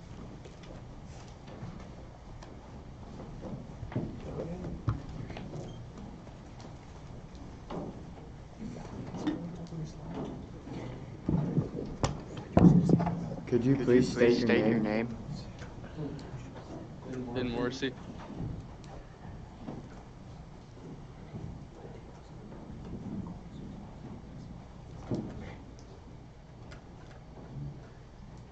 Ben Morrissey, where do you work?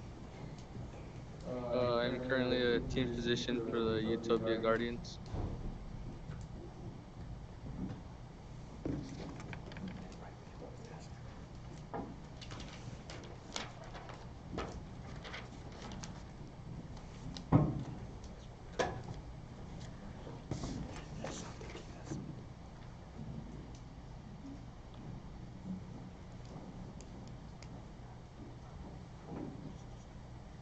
Plaintiff? Sorry, Defendant?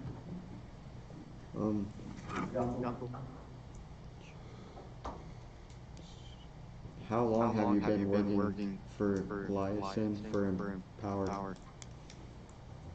Can you ask that, please? Speak into the microphone, sir. How long have you been working for liaison for Empower? I've been there for 7 years.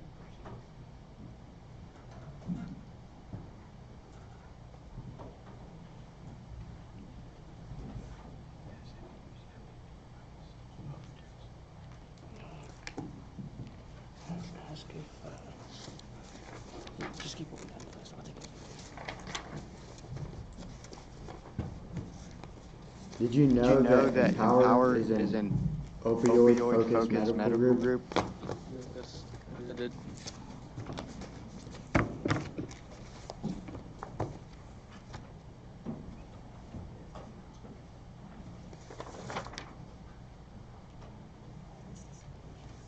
There are three versions of Vicodin, but were there any precautions taken to ensure that they are safe for public consumption?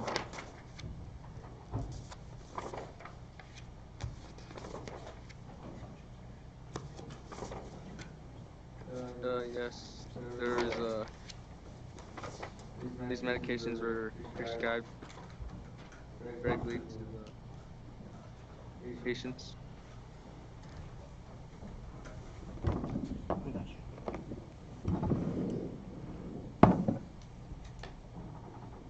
Were there signs of Vicodin being unfit for use in the general market? No. There was no signs.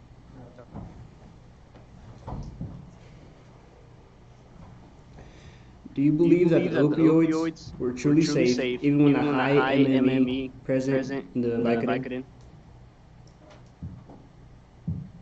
Let's lay a little foundation for that. What is MME?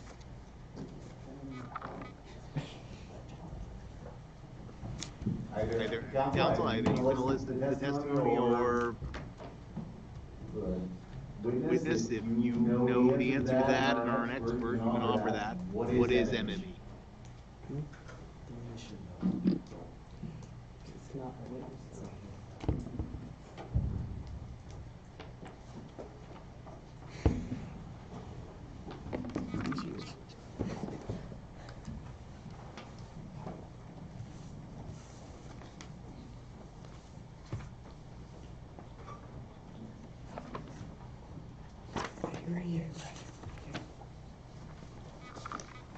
MME stands for morphine milligram equivalents. Is that a question in there? Or is that testimony that you're seeking to have him on? I'll repeat the previous question. Do you believe that the opioids were truly safe even with the high MME, which stands for morphine milligram equivalents, present in the Vicodin?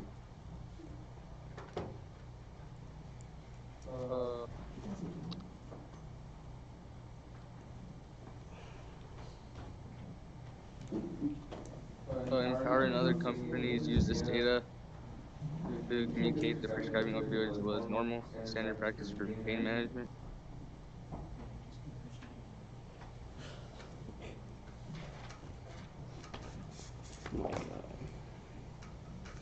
What year did you meet Dr. Davis?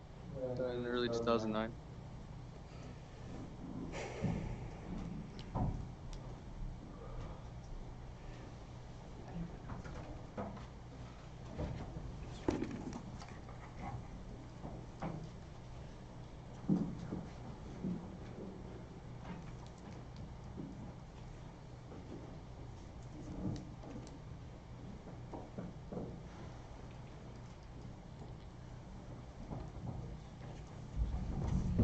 Were you questioned by Dr. Davis on the side effects and potential risks of Vicodin?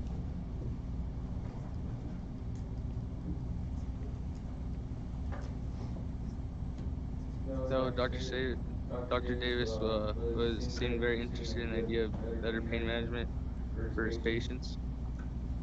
Can you repeat that? No, but he was very interested in the idea of pain management for his patients. So do you believe Dr. Davis was probably informed on the risks of Vicodin? Yes.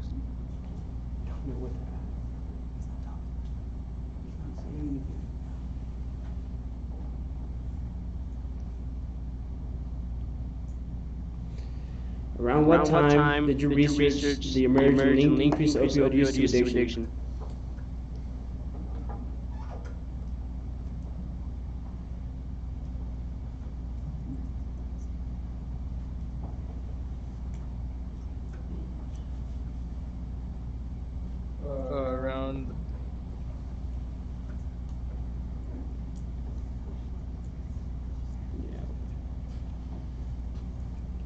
In 2015, CDC started using the data of prescribing opioids to the patients.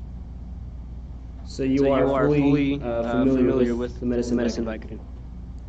Yes. Do you believe that Vicodin was appropriate for the situation that Dr. Davis prescribed to Mr. Thomas? Yes.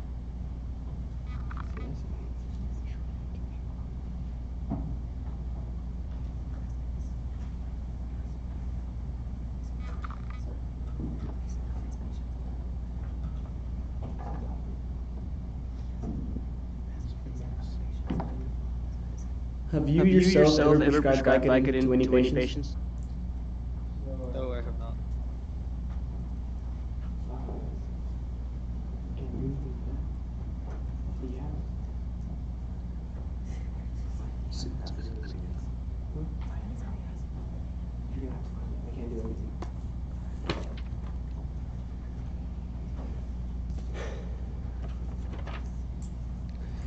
Were there any indications that Vicodin HP could have been highly addictive and thus dangerous to prescribe in the year 2017 to a collegiate athlete?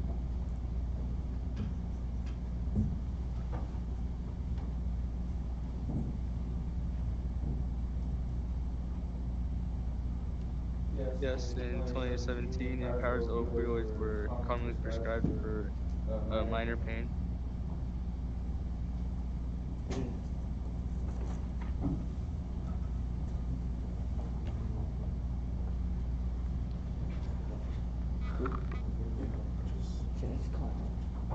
No further question. Is there any cross-examination of this witness?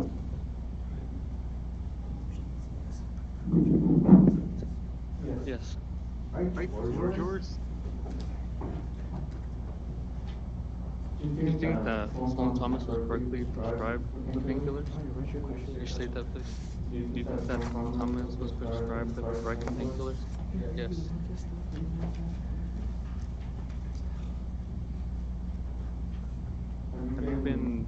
Are you confident in the people you work for at Howard's company? Yes.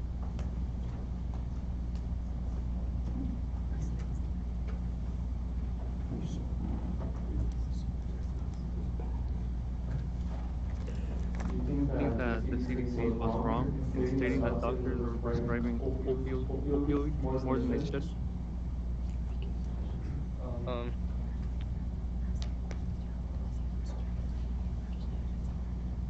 The CDC and other organizations published more and more information about issues associated with the opioid use. I began to have doubt about the work within Power. And the data convinced me that prescribing opioids were at high levels can become addictive for patients. So speaking of high levels, right? We talked about Dr. Davis prescribing or refilling a prescription a week before it was due. Do you think that was wrongful? Yes. Thank you. I think that you should have looked more into Empower's company when they released data that their drugs were actually more addictive than they thought. Yes, as I said, when they published the information and the issues about the opioid use.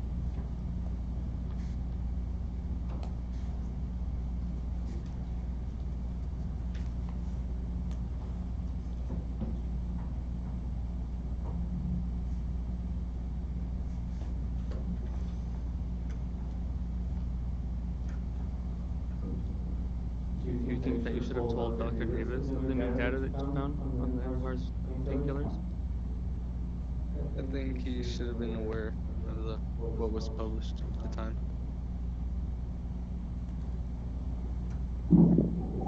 In your professional opinion, do you think Dr. Davis overprescribed medicine to Sloan?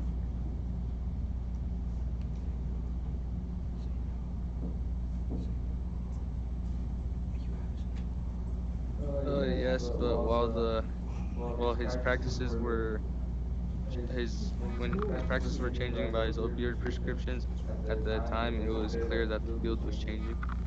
Okay.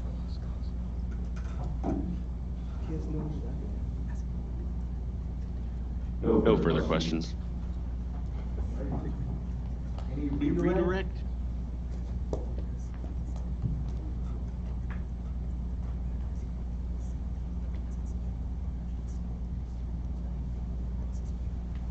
Yes.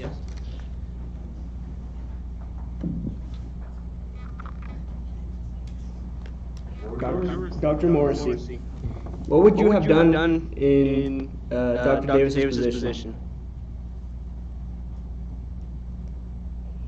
Read that, please. If Sloan came to you in the situation Dr. Davis was in, what would you have done in the situation?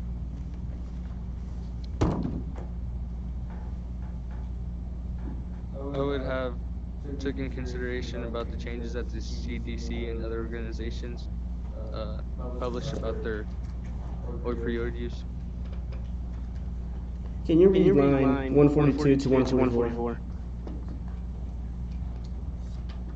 I wouldn't have necessarily have done anything much differently, even with all the information circulating these past couple of years about the risk of addiction from opioids.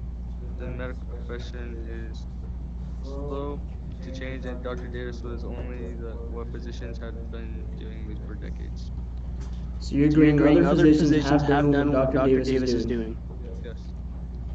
And in your statement, you state that you would not have done anything differently. Yes. Even with the new CDC information that you were just speaking of. Yes. No further questions. Any recross? No, Your Honor. All right, in the case then, the witness may stand down. All right, the defense like to call any further testimony at this time. Can we bring Dorian Wilson to the stand? Dorian Wilson will please enter the witness box, and counsel for Dorian Wilson rotate up.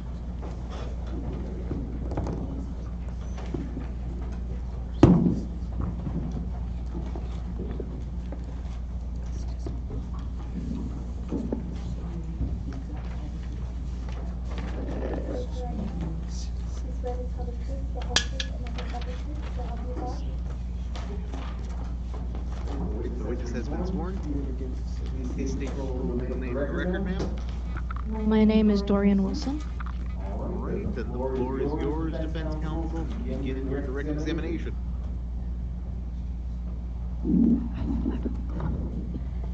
Dorian Wilson, what do you do for a living?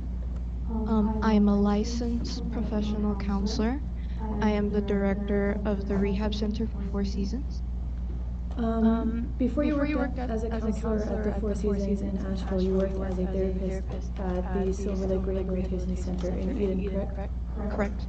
So with this experience, you would say that you were able to notice signs of relapse, addiction, and recovery. Correct. Was Sloan the first patient you have had from Mr. Davis? I believe no. He was, excuse me. He was the first patient I ever received for Dr. Davidson. Did Sloan ever speak to you about how he got into his addiction?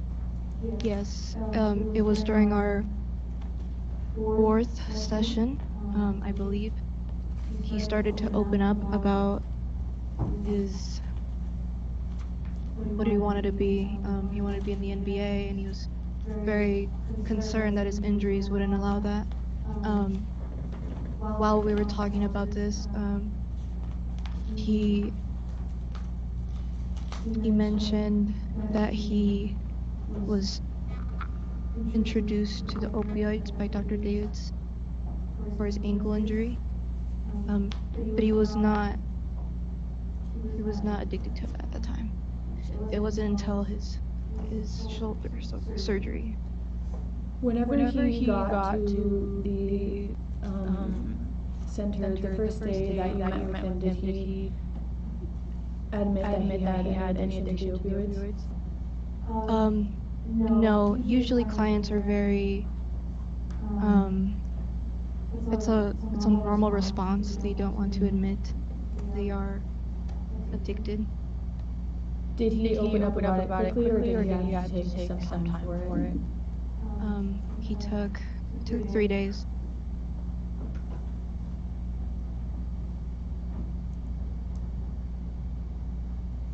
In her professional opinion, how severe do you think Sloan Thomas's addiction was? In your professional opinion, how severe do you think his addiction was? Most of our clients come in pretty high. In my opinion, I think he was one of them.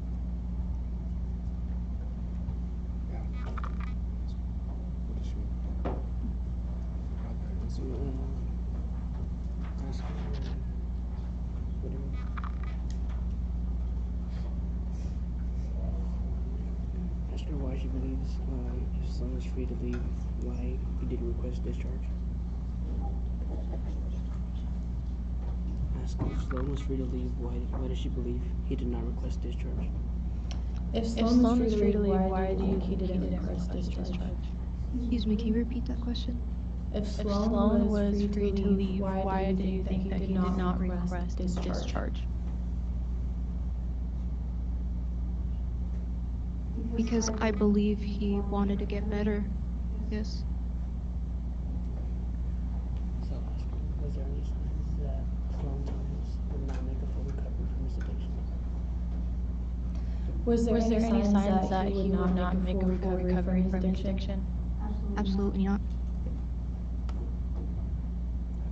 When he was speaking to you about his addiction and how he got into the addiction, is it true that he said his surgery pain went away 2 to 3 weeks after using opioids? Could you redirect me to what you're talking about? June 10, 2017 on Exhibit 8. Exhibit 8?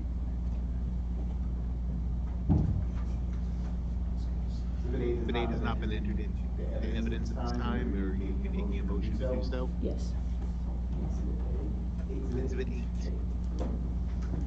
Número 8. No objection. So admitted. So then, ma'am, yours. Can you repeat the date? The date is June 10, 2017.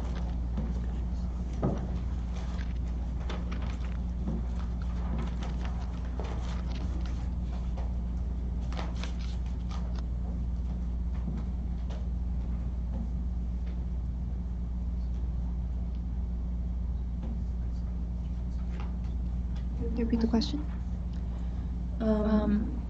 Is it true that he said that after 2 to 3 weeks he was sorry. Is it true that on June 10, 2017 Sloan said that his pain went away after his surgery from 2 to 3 weeks? Correct. But he still went back to Davis to ask for more opioids? Correct. So would you say that his request in opioids was him feeding his addiction? Correct. And you don't think that he actually needed it?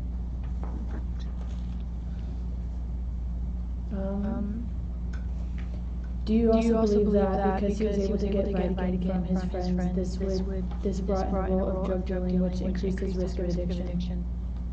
Yes.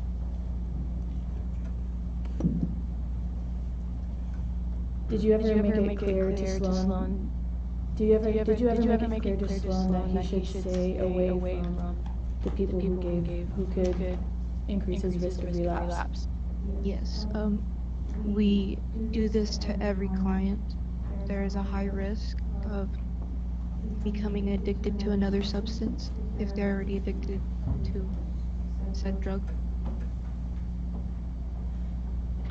Did you recommend any other doctors to go to when you guys were creating your recovery plan? Yes. Give me 1 minute.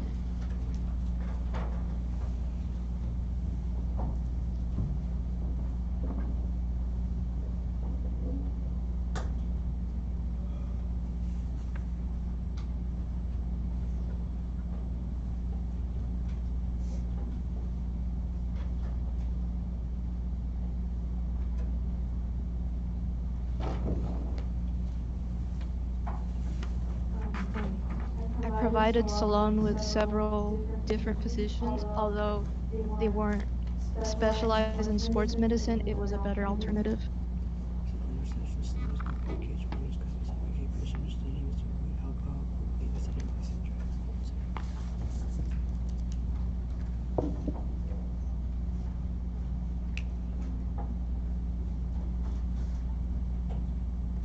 As if he was aware, he also drank during his opioid addiction.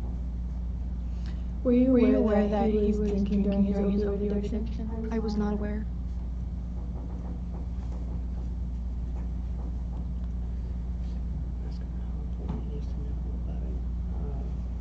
About alcohol consumption as well, while he was being treated for opioid addiction. Ask if alcohol consumption and opioid addiction correlate. Do you believe that alcohol consumption and opioid addiction correlate with each other? Go with what? That alcohol Consumption. that alcohol consumption correlates with opioid addiction. In some cases, yes. So do you believe it was important that Sloan Thomas fully notified him about his alcohol consumption? No. Do you believe it was important for him to do so? Do you believe that it was important for him to notify you about his alcohol drinking consumption? Yes. He did not inform me. That's it.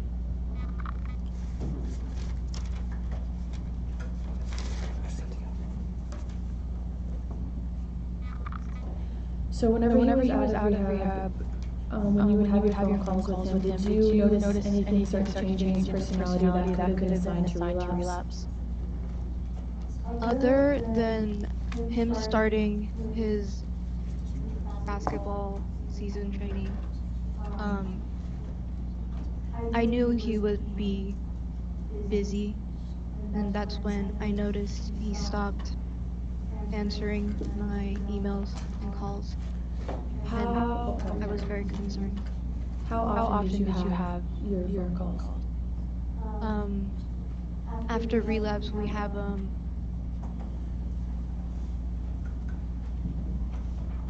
minutes. For the first few months. Ask if anyone at the facility specialized in sports medicine.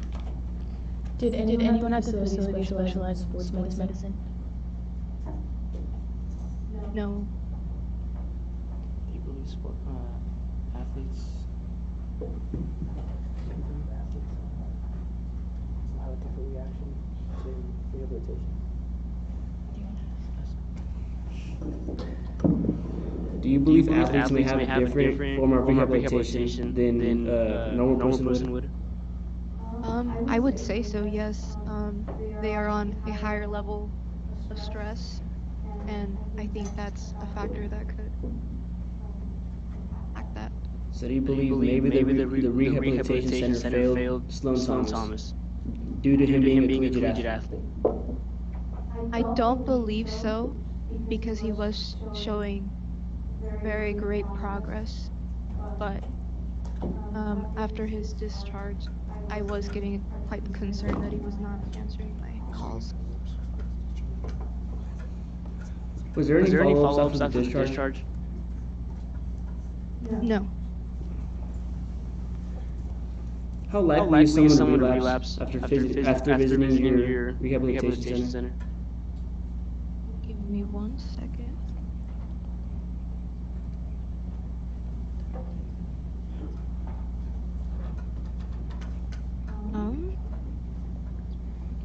For our center, only 25% of our clients suffer relapse within a year of graduating, and 65% of clients are successful. So you fully believe Sloan Thomas will make a recovery and stay away from opioids after he declared he would? Yes. No indication as to why he wouldn't. Any questions? How, before he left the center, how strongly would you believe he felt against opioids? He was very in denial. He never wanted to be back at where he was. All of our staff believed he was a leader. And,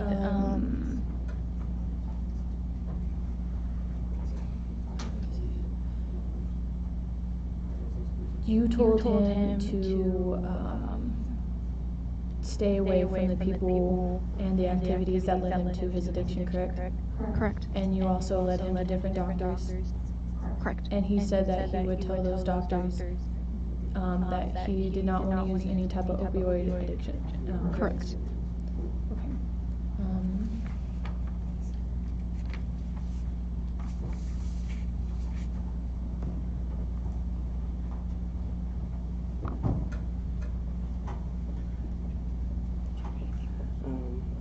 Ask her for the follow-up calls that stopped, and when did it stop? When did Sloan stop answering his checkup calls? When did Sloan stop answering his checkup calls and emails? I believe he stopped when he began his basketball preseason training. Since basketball started, was there any reason to believe Sloan Thomas was relapsing during this time? As basketball season was starting again, was there any reason that his addiction would start up again? Not that I could see. Sure, she believes that Sloan stopped answering checkups due to him relapsing. Do you believe that Sloan stopped answering his checkups due to him relapsing? I do get quite concerned when he not call back, so I did have a suspicion. But seeing Sloan express how he did not want to relapse, I had full faith in him. Ask her if she notified anyone about the suspicion. Did you notify anyone about the suspicion? No, he had already graduated, so I had nothing. I can't do anything about that.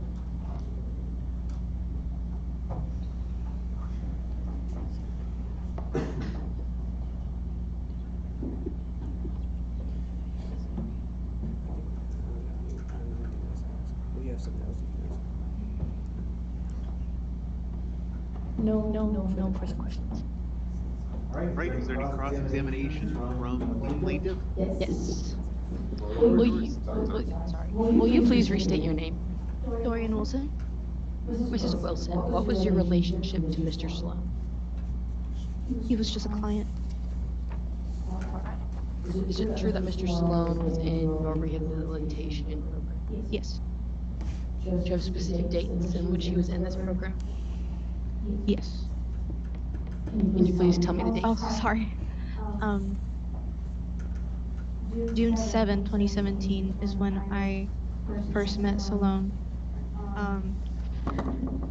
He came to 4 seasons.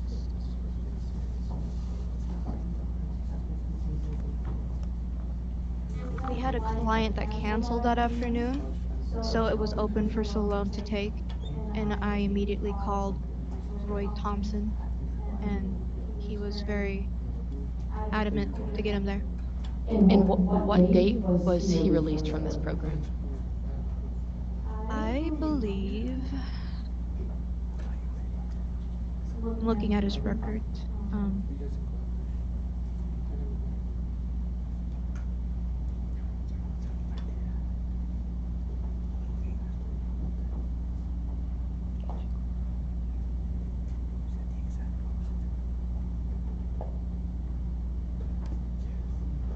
August 5th, 2017.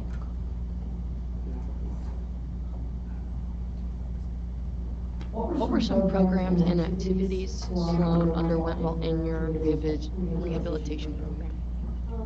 We have one-on-one sessions with their therapist, as well as group sessions. And in those group sessions, we talk about owning up to what you did, taking responsibility, and we try to teach them to redirect their attentions to something better. Would you say Mr. Sloan responded well to these activities? He was unresponsive for the first 3 days. In your opinion, when young adults are prescribed medication, would you believe that they should be started on a minimum dosage or a maximum dosage? Depends on what their pain tolerance is, but I would suggest minimum. Can we introduce Exhibit 2A, please? 2A has already been admitted. Okay. So, on Exhibit 2A, under dosage and administration, it states that for Vicodin, it states the usual adult dosage is 1 tablet every 4 to 6 hours as needed for pain. The total daily dosage should not exceed 6 tablets. Sloan began his prescription. Question there, counsel? Yes. First off, you do not have a copy of Exhibit 2A. I don't.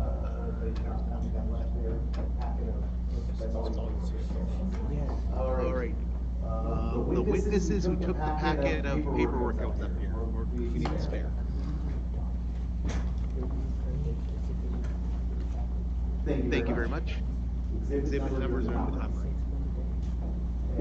Should be separated so the single pages are separate from the multi-page one. Multi-page ones are stapled together. So It's on the 3rd page of Exhibit 2A.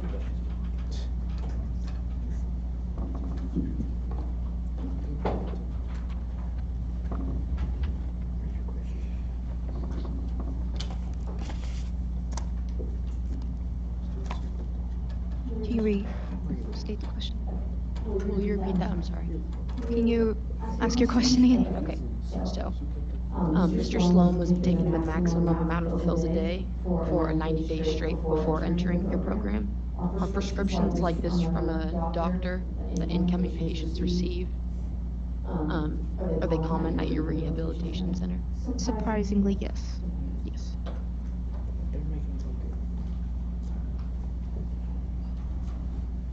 If opioid addiction is very easy to relapse following sobriety, would you blame why would Dr. Davis prescribe more? I do not have the information to say so, but I would think it was because of their pain tolerance or something. Do you believe that is a smart decision after recovering from addiction? Objection.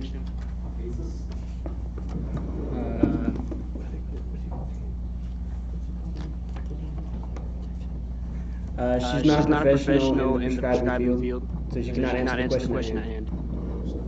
Right. She's not an expert for evidentiary purposes, not an law for expert testimony. Yes. All right. Would the plaintiff like to qualify her as an expert?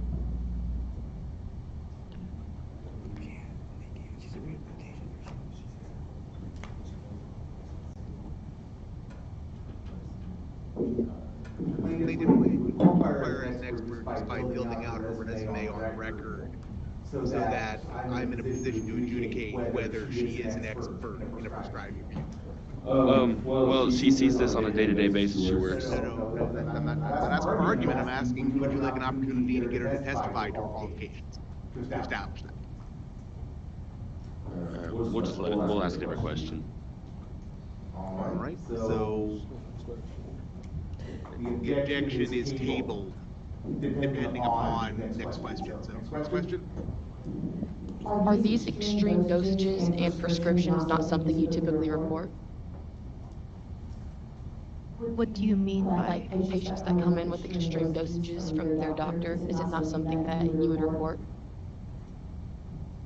to the parents or the doctor? Are you To the medical board. the medical board?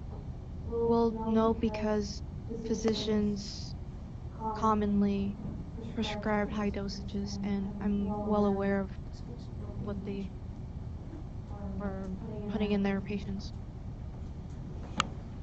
Upon his release, did Mr. Sloan appear to truly have overcome his substance abuse before he was released from your program? Sorry, can you repeat the question? Did Mr. Sloan appear to have truly overcome his substance abuse before he was released from your rehabilitation program? Yes, he was showing signs of recovery and lessen withdrawal symptoms. Was Dr. Davis notified of Sloan's entrance to the rehabilitation program? Did you or your company decide to call his office? No, that's on the client's job. We make them fill a form, so they are allowed to do that. So anywhere in that to prevent them from getting addicted again, don't you think it probably should be a thing that you guys do is to call the doctor's office and tell them that they're there so they know not to prescribe? I would say so. And so this visit did not go on Mr. Sloan's medical records? What visit? The visit to the rehabilitation center? Was that on Mr. Sloan's medical records following his release? I am not sure.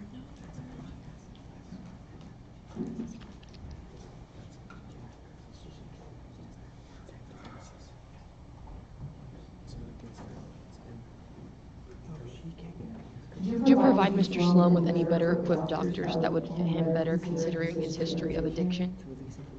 Yes. And would the doctors you recommended have met Sloan's needs based on his active basketball career? Can you repeat the question? Would the doctors you recommended have met Sloan's needs based on his active basketball career? I believe so.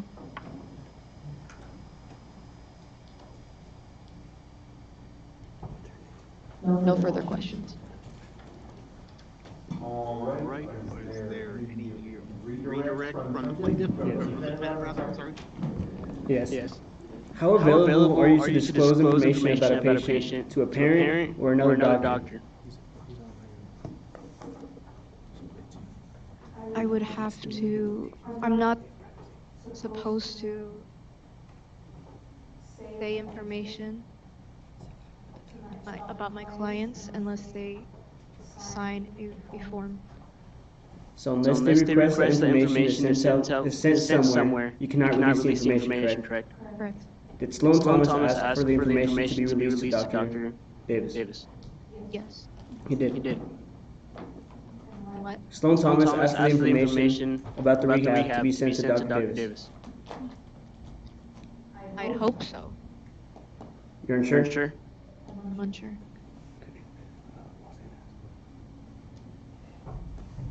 So you're stating that Dr. Davis was not aware of Mr. Sloan's rehabilitation center if Sloan Thomas did not present the information to Dr. Davis. Correct. So Sloan Thomas was the only source of information for Dr. Davis. Yes. No further questions. All right. Any recross from plaintiff? No. Is there any reason why this witness should not step down this time? Okay, then, ma'am, you are free to step down.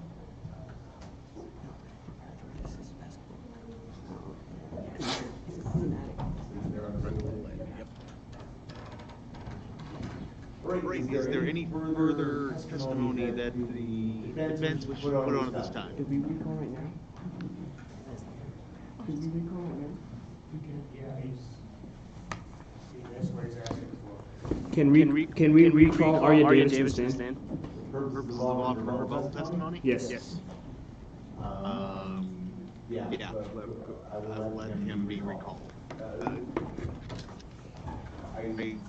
Third objection from plaintiff first off.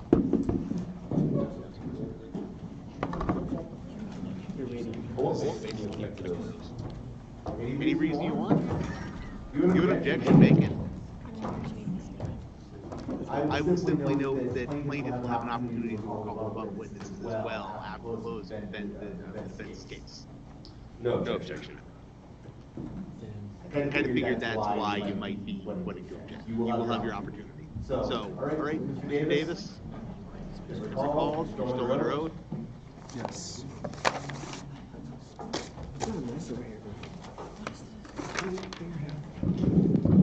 Counsel for Arya Davis would rotate up. Counsel table if they're not already there.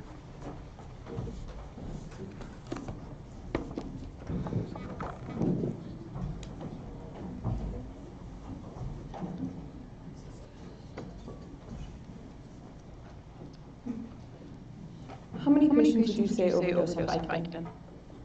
In my career in 15 years, I've had 0 patients. So are you quite experienced with this medication? Yes, I've worked with multiple patients with this medication as a sports medicine, as an orthopedic surgeon, sorry. Did Sloan make remarks about getting on the floor as soon as possible? Yes, he has.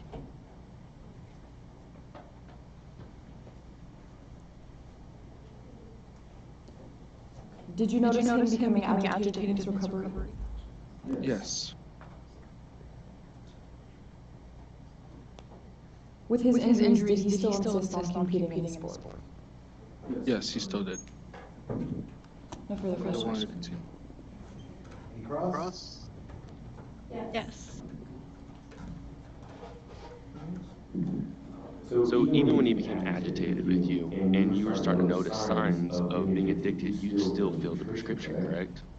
Yes, as a way to promote his competitive. He wanted to pursue his dreams of becoming an athlete, so I helped him with it.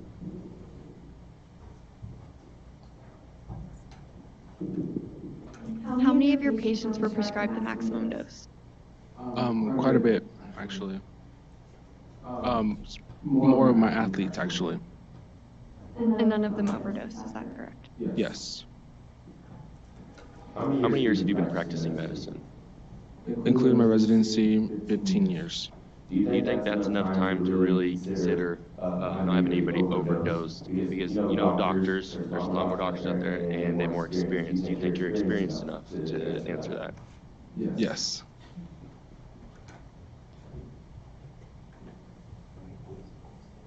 No further questions. Redirect? No, Your Honor. None? All right, then. Davis, thank you very much for stepping out.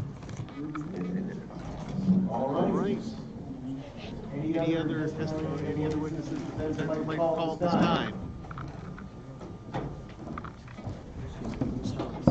No, Your Honor. No, Your Honor. The defense rests? Yes. Yes.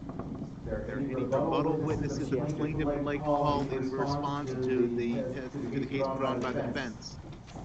Can I call back Rory Thomas? Counsel Rory Thomas, please rotate up.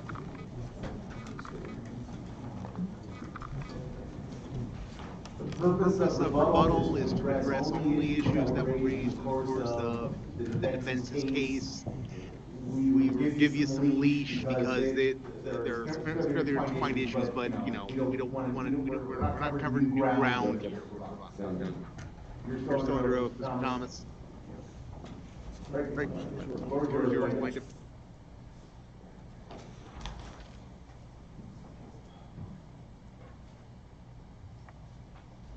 Yeah, I got this matter real quick.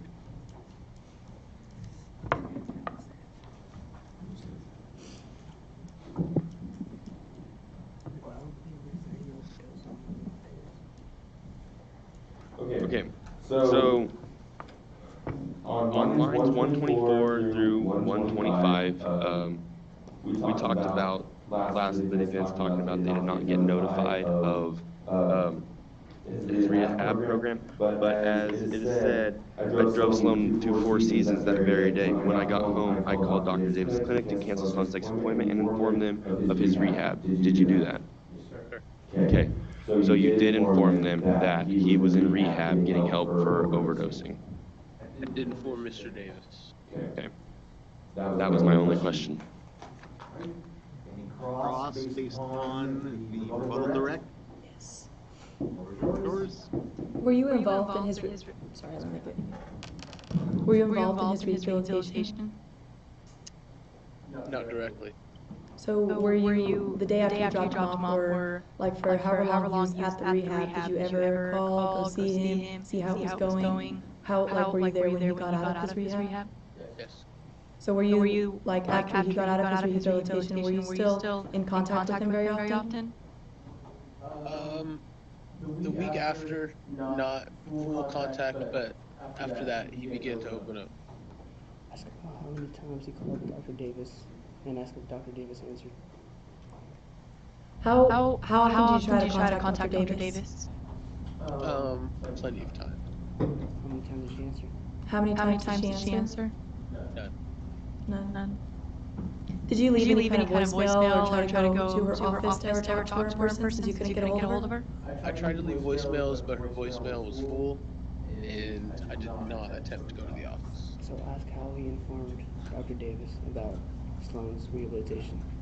So how did you end up telling Dr. Davis about the rehabilitation if you couldn't get a hold of her? That was before. That was an after. So it was before when he was just leaving for his rehab that you contacted the doctor, but when he got out of his rehab, did you let the doctor know that he was out? I did not. So did the doctor know that he was in rehab for the Lidocaine specifically? Ask him, can you please explain how you notified Dr. Davis? Can you explain in detail how you got Dr. Davis to be notified of this?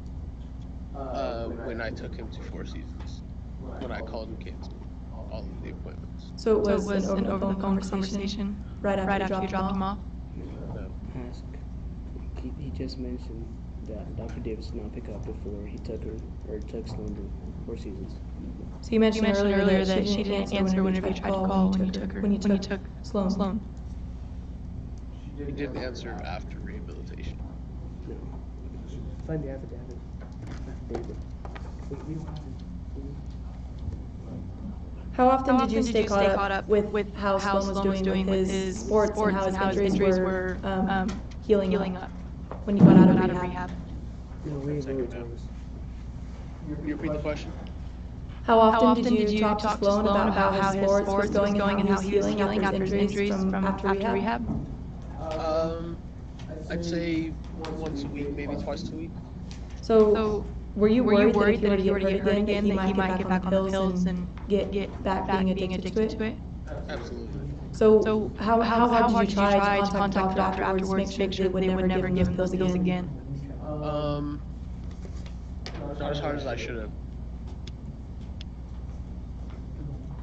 Did you send the information to the doctor from the rehabilitation center so that they could have on paper that you went to rehab for certain medicine?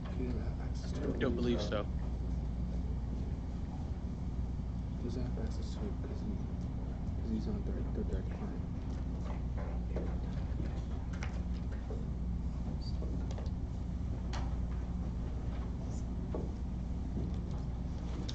So was his orthopedic doctor aware that you went to rehab for the Lidocaine? Second.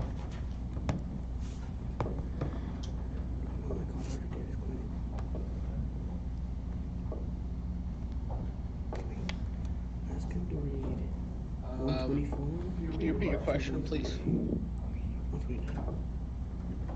So was the orthopedic doctor fully aware that you went to rehab for the Lidocaine medicine?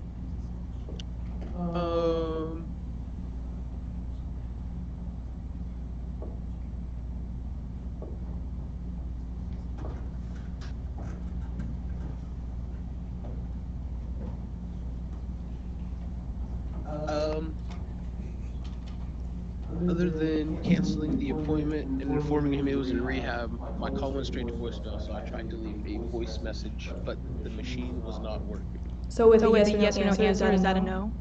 That would be no, yeah. No one ever followed up with me. Again. Prior to the next question, we've had several doctors testify today. Is the orthopedic doctor that referred to defense counsel your client? Yes. Thank you. So ask him, please repeat when you informed Dr. Davis, because before he went to Four Seasons, Dr. Davis was not notified. You say that. Because Okay.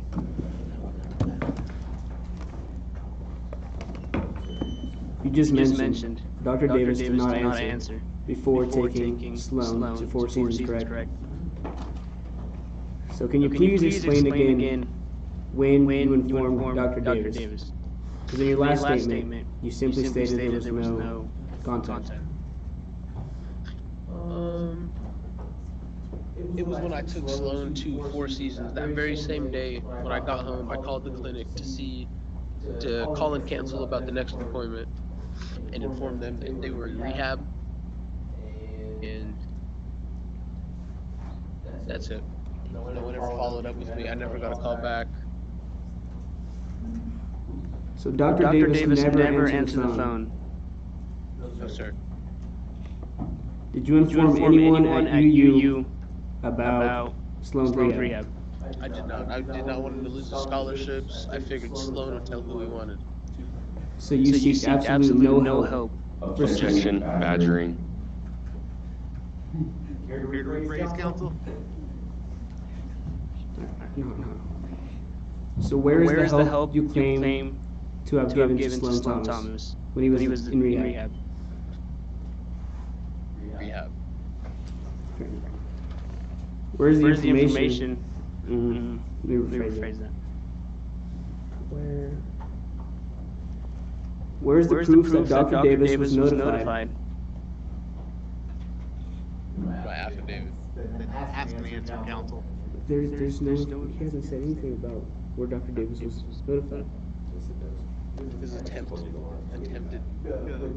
Without getting into crosstalk, you've spent the last 10 minutes examining whether you placed a phone call that would notify Dr. Davis. That's your answer to that question, counsel. That's why it's asked and answered.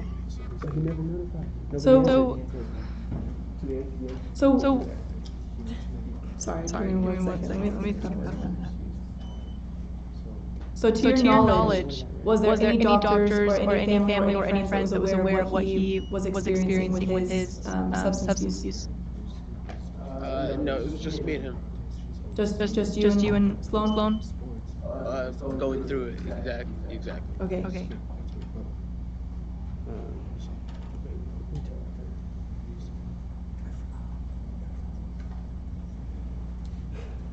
Rory notified no one at the college, so he prioritized his son's scholarships over his health. That's what he did.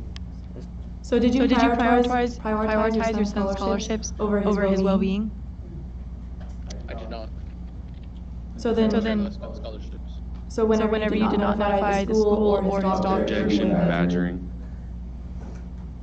Here to rephrase, counsel. How do you think? No, I mean, it's just the same question. It's fine. So no more questions? Yeah, no more questions. Okay. No further questions, Your Honor. Yes, I just have one question to ask. Rory, so you did your part in trying to contact the doctor, correct? I did. I called, left a voicemail, never got followed up with. And that was their negligence, correct? Absolutely. No further questions. Yes. How long was Sloan in rehab for? 60 days. So for those 60 days at the beginning and at the end, no, his doctor, you never tried calling again after that one day that you tried to leave multiple voice messages? Objection, badgering. It's a valid question. It's not badgering in the stream of testimony. So please, the rule, the answer.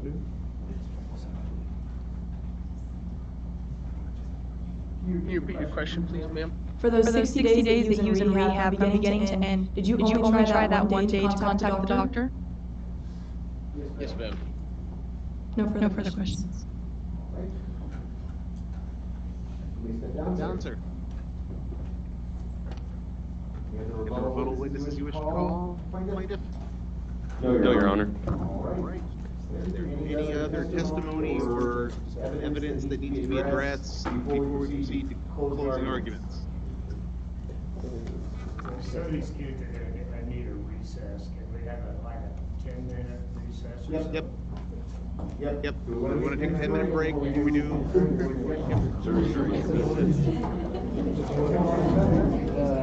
false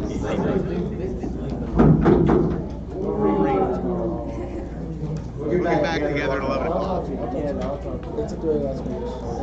Normal practice would have been to recess at the end of the plaintiff's case. We're actually making headway.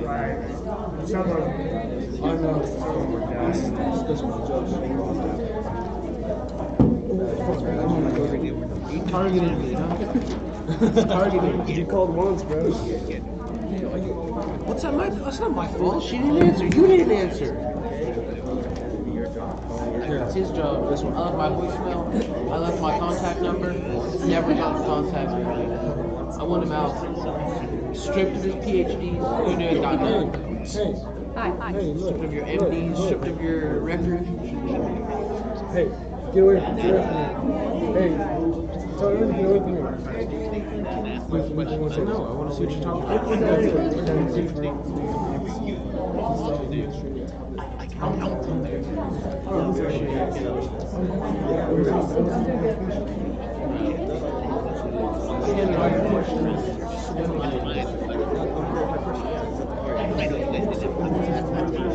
Literally only read it twice.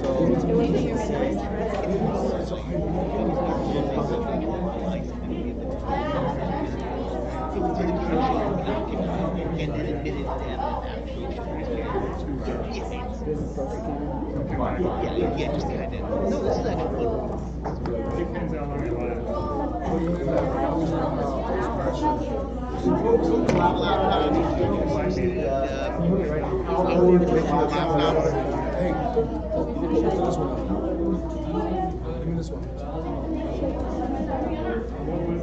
What'd you ask?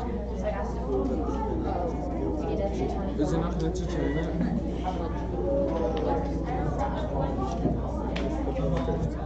She didn't say in case we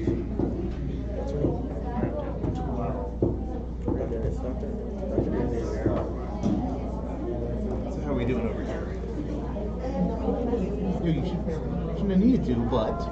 let's just see what else. Because he might want to answer questions too. Yeah, I did one. Yeah, I know. I got snapped. Hey, you got I knew that would happen. I saw that. Thanks for having me. Damn, I was not going to be happy. helps us a lot. Yeah, I don't know what to worry. Which one? Yeah, it's really true. I mean, Yeah, he didn't even know the part. That's true. I didn't know the part either. That's true.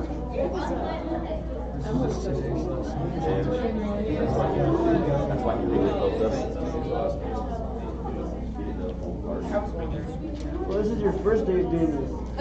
You had no questions. Dude, at least you had a week. I only had one. You have 1 hour. Huh? You only had an hour. I only had an hour. I think it's right. It's making us do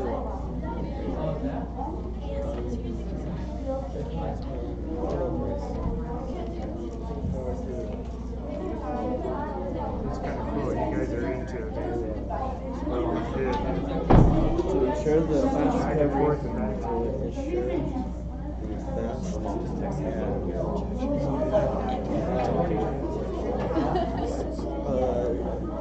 ensure to ensure the what's the maximum, but it's still the same? The maximum safe dosage. He's looking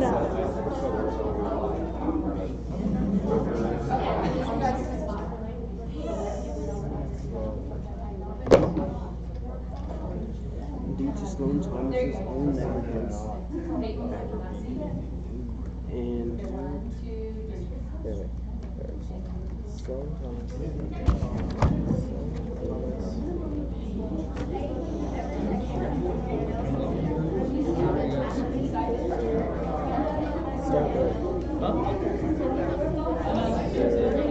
Rory. We're gonna actually make a little show,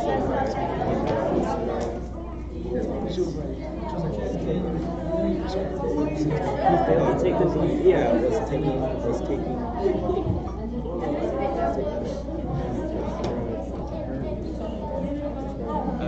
medication.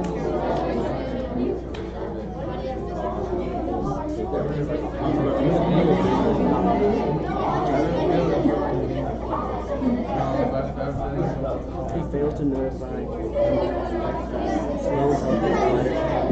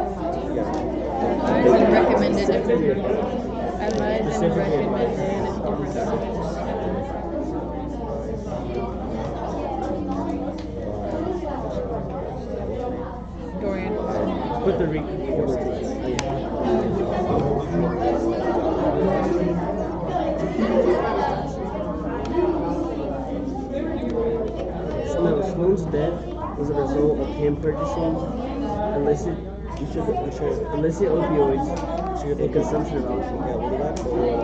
At the end, he was convinced.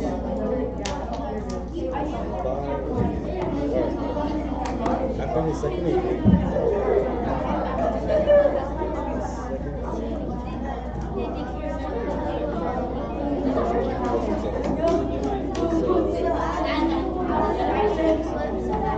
he continued to abuse, he continued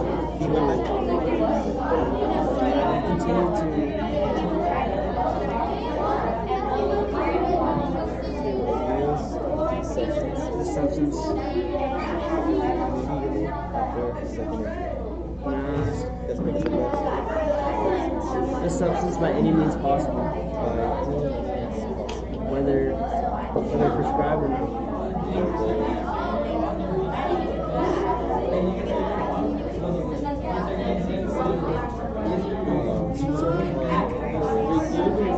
Say on his last day? His paper? No, it'd be like his medical report was not probably. Miles! Are you ready for closing statement? Me too.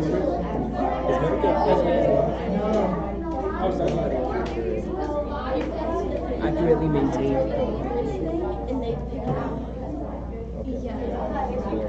Accurately? Alright.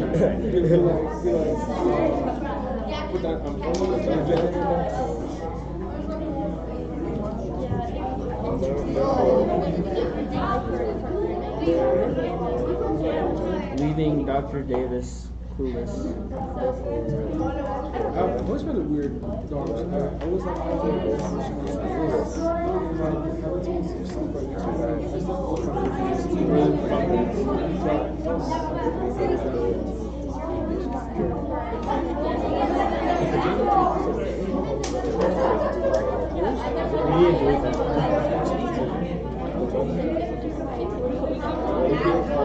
we have not met that. So in my old version.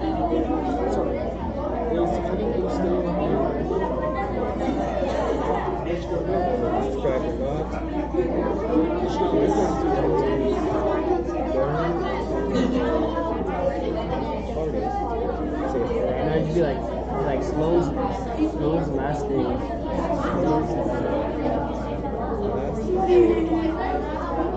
Was the result of him purchasing illicit drugs or illicit and also from unknown sources. He also in alcohol, which was strongly advised against.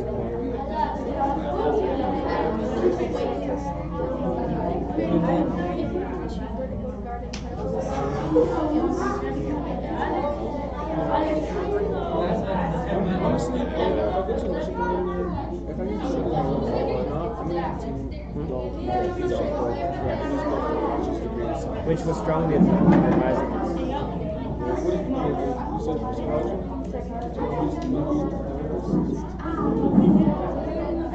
I think we're good like that. So let me read it. My name is Nathan Bowman, and again I am the defense lawyer in this case. This case that the prosecutor has presented to you today, there is an insufficient proof to convict. We would ask for a verdict of not guilty. Taking the state's case, the defendant does not have to prove he is innocent. Rather, it is a burden of the prosecuting attorney to prove that the defendant is guilty. Dr. Davis did everything in his power to ensure the fast and safe recovery of Sloan Thomas. After Rory found out Sloan Thomas was taking unprescribed medication, he was taken to a rehab center. Once Sloan was out of rehab, him and his father successfully notified Dr. Davis. Not only that, but Sloan continued to visit the doctor because he was specifically advised not to doctor himself. His medical report was not accurately contained, therefore, and left Dr. Davis speechless about his rehabilitation program. He continued to abuse his substance by any means possible, whether prescribed or not. Sloan's last day was a result of him purchasing illicit alcohol from McDonald. At the party, he was identified that he was seen consuming alcohol, which is strongly advised against. It is the prosecutor who has all the research to investigate the case. It is not the job of the defendant to go out and investigate the matter. We would ask you to render the only verdict that is fair. Pretty good. Should we say that it makes it equal? I think it's good because it's good. Yeah, you don't want to blame anybody else. Who's doing that? It's not our job to approve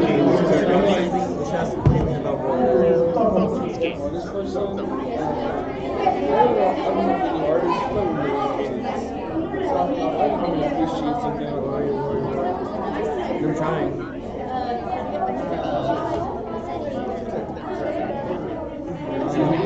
What was it all that was? I don't know. We don't need to avert blames. We just need to prove our client's not guilty. Well, we already said he already failed to notify he's trying to get it.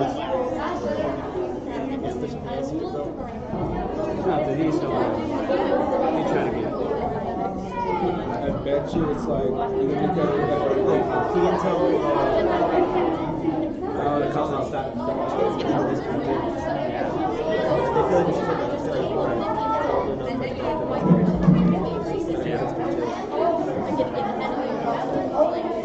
I want to go and I really want to like study infection, thinking of the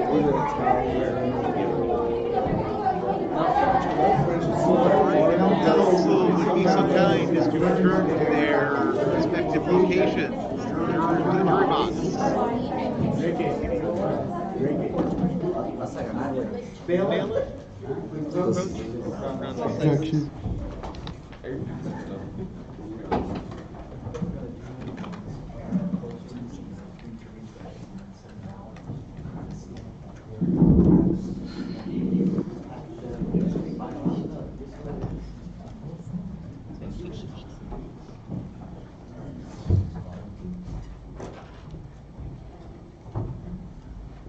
All right. Are we prepared to put closing arguments?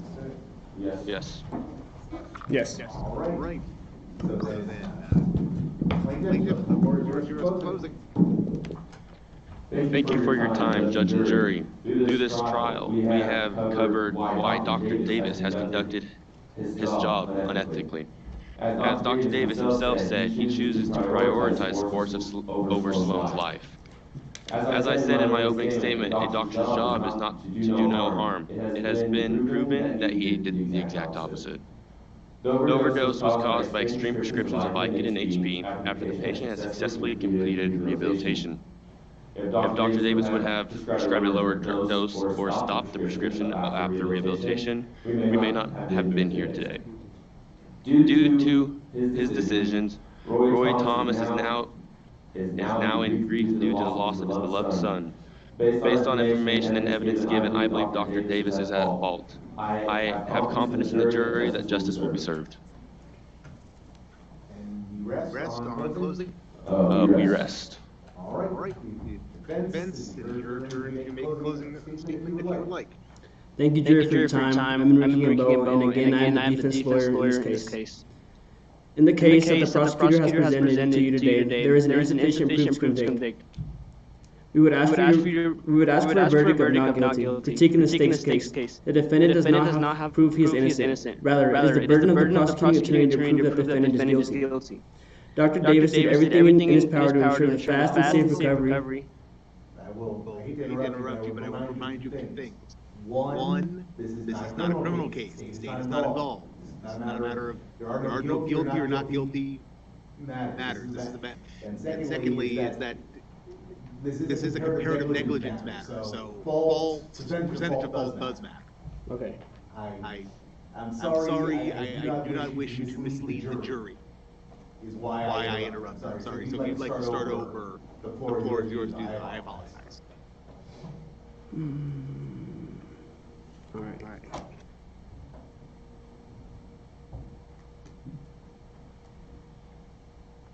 Do I start from the beginning?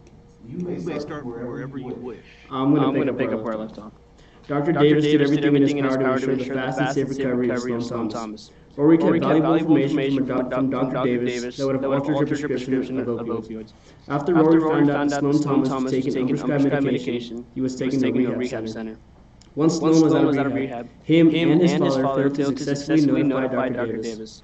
Not only that, but Sloan continued to visit the doctor even though he was specifically advised not to by 4 seasons. His medical report was not accurately maintained, therefore, it left Dr. Davis clueless about his rehabilitation journey. He continued to abuse the substance by any means possible, whether prescribed or not. Sloan's last day was the result of him purchasing illicit Valium from an unknown source. At the party, it was testified that he was consuming alcohol. This was strongly advised against.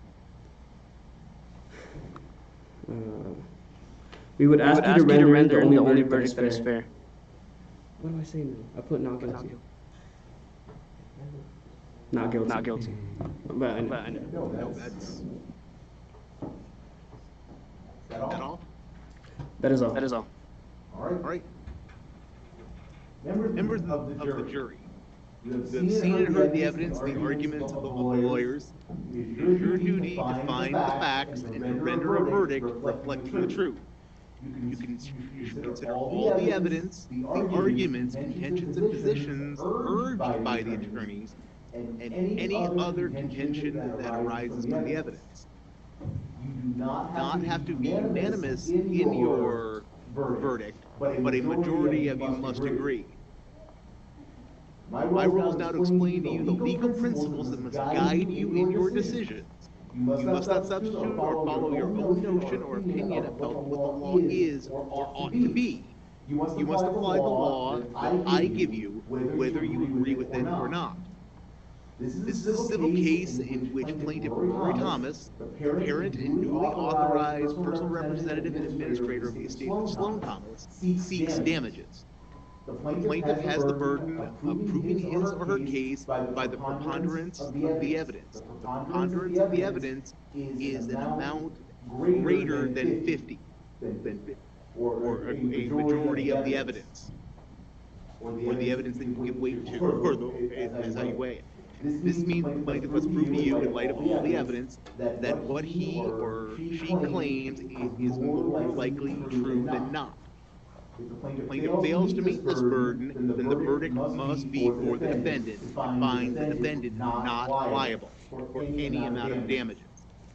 If you find, after considering all the evidence, that a claim or fact is more likely true than not, then the claim or fact has been proven by a preponderance of the evidence. The defendant in this case has asserted an affirmative defense of comparative negligence, claiming that the plaintiff's harm was caused by the plaintiff's own actions. The defendant has the burden of proving the affirmative defense by a preponderance of the evidence. In determining whether any fact has been proved by a preponderance of the evidence, you may, unless otherwise instructed, consider the testimony of all witnesses, regardless of who called them, and consider all exhibits received in evidence, regardless of who produced them. You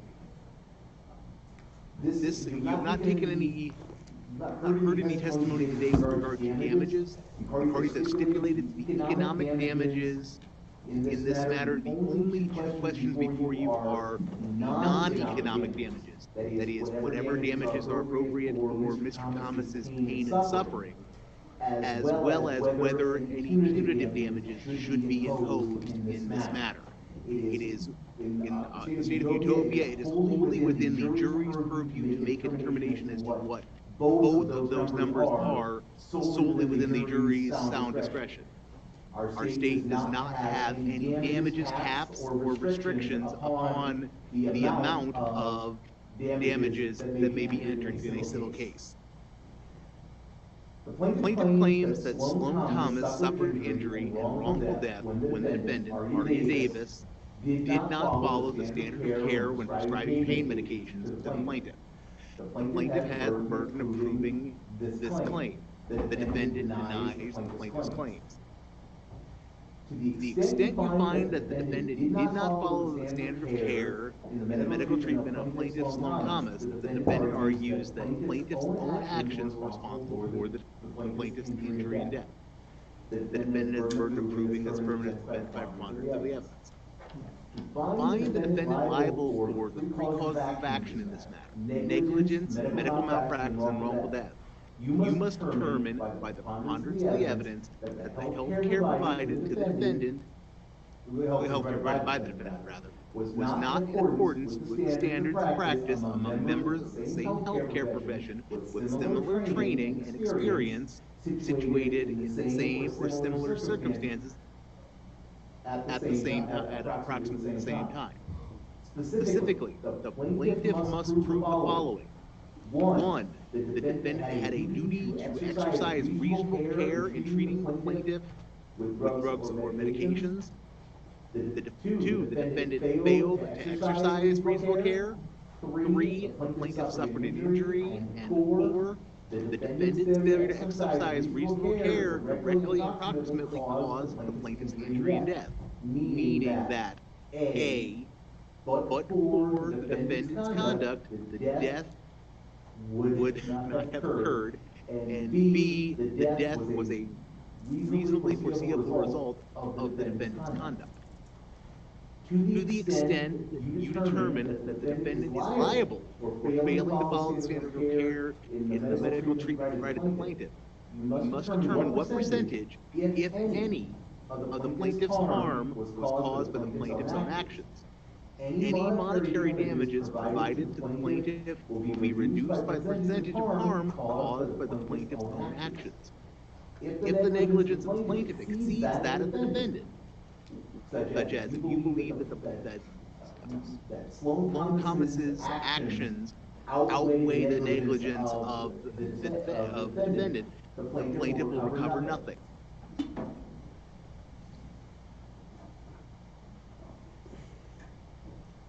Bailiff, please. We're now going to send you into the jury room to deliberate. You will be able to deliberate until you have either reached a verdict or we get to 12:30 and you guys have to go back to school. So then we're going to have you file out. I will leave you back. Don't go yet. Don't go yet. I have a couple of things that I need to address. We're going to have you file out. We're going to hand you a copy of the jury instructions in this matter. That covers what I read to you at the start of the case and at the end of the case. There is one major difference between what's written and what I advise you of that regards damages. You need to listen to what I said on damages, ignore what it says on damages not being an issue in the case. That is part of the problem as it was written, and we've made some modifications to it in its application in our courtroom. So you guys are making a damages determination today.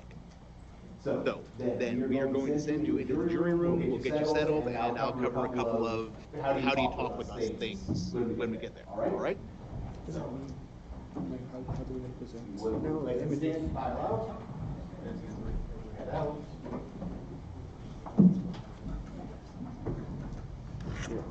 Our team is swaggier. Yeah, listen to that. We were swaggier. We have the dread. Yo, homie dead. Yo, homie dead. You heard that? My son's dead.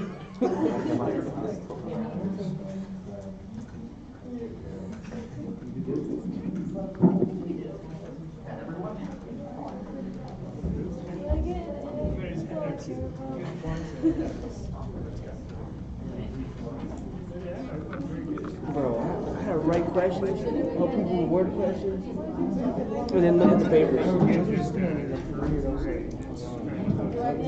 Boy was on my shit because I was trying to help everyone.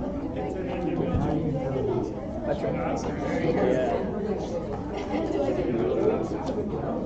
Carried but not for the win. Hey, at the end of the day, he don't have a son and you're still rich. At the end of the day, he doesn't have a son and Mario's still rich. And then, hey, for being orthopedic surgeon, we got bonus. No wife, no kid? Yeah, my doctor's still rich. 2 million? Yeah, I forgot about that. You'll be rich, don't worry. You got insurance. I'm not practicing insurance. So I'm going to empty it out. What's your malpractice number? You only 2 million? If they gave you something absurd, His like last time went 2 million. You've Hey, for your son being a drug addict, was an addict. his lifetime went 2 million. What? Son was an addict. That's not worth 2 million. Appreciate if you would look at the medical history. There was no medical history with him. I said badger. I was like, badger. Cuz you wouldn't give me the right answer. You would serve the right answer. You didn't know the right answer, did you? So also, You didn't notify me. I feel like I did notify them. You tried. Okay. that's your negligence for not answering your badger. Exactly. So No. I tried. You should have told him to read the line. I did. And then I asked him again, and he still said the I same could have shit. objected again. You guys asked the same question over and over again. You told me I should have objected to that. Oh yeah, you definitely should have. It's the truth, nothing but the truth. The answer kept changing. It's called stalling. Yeah, we didn't have anything to give. Jaden, bro, you suck at talking, dude. Literally, you have like such a monotone voice. I swear. Like, put some emotion in there for real, Jaden. Did you ever experience any distress, bro? You prescribed It's Tylenol. That's a lot of pills. I say Mario underprescribed. I say Mario underprescribed. I should have flipped the case. I think Arya Davis underprescribed St. Thomas, which led him to commit suicide. Because of the intolerable pain of his hurt ankle. That's the case I'm making. That's the case I'm making.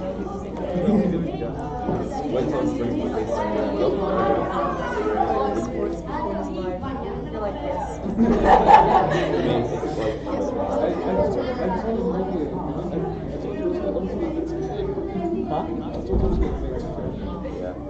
You basically admitted to killing him. Yeah, you basically admitted it.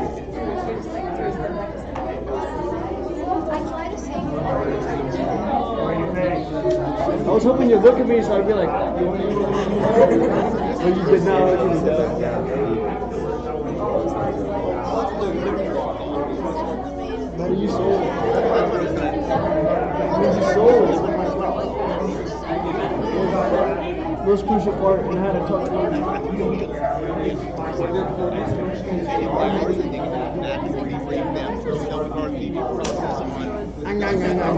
They don't know what to do.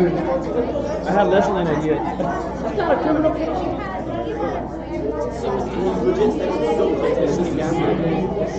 I wasn't paying attention. It wasn't murder, it was just negligence. I'm just trying to show by showing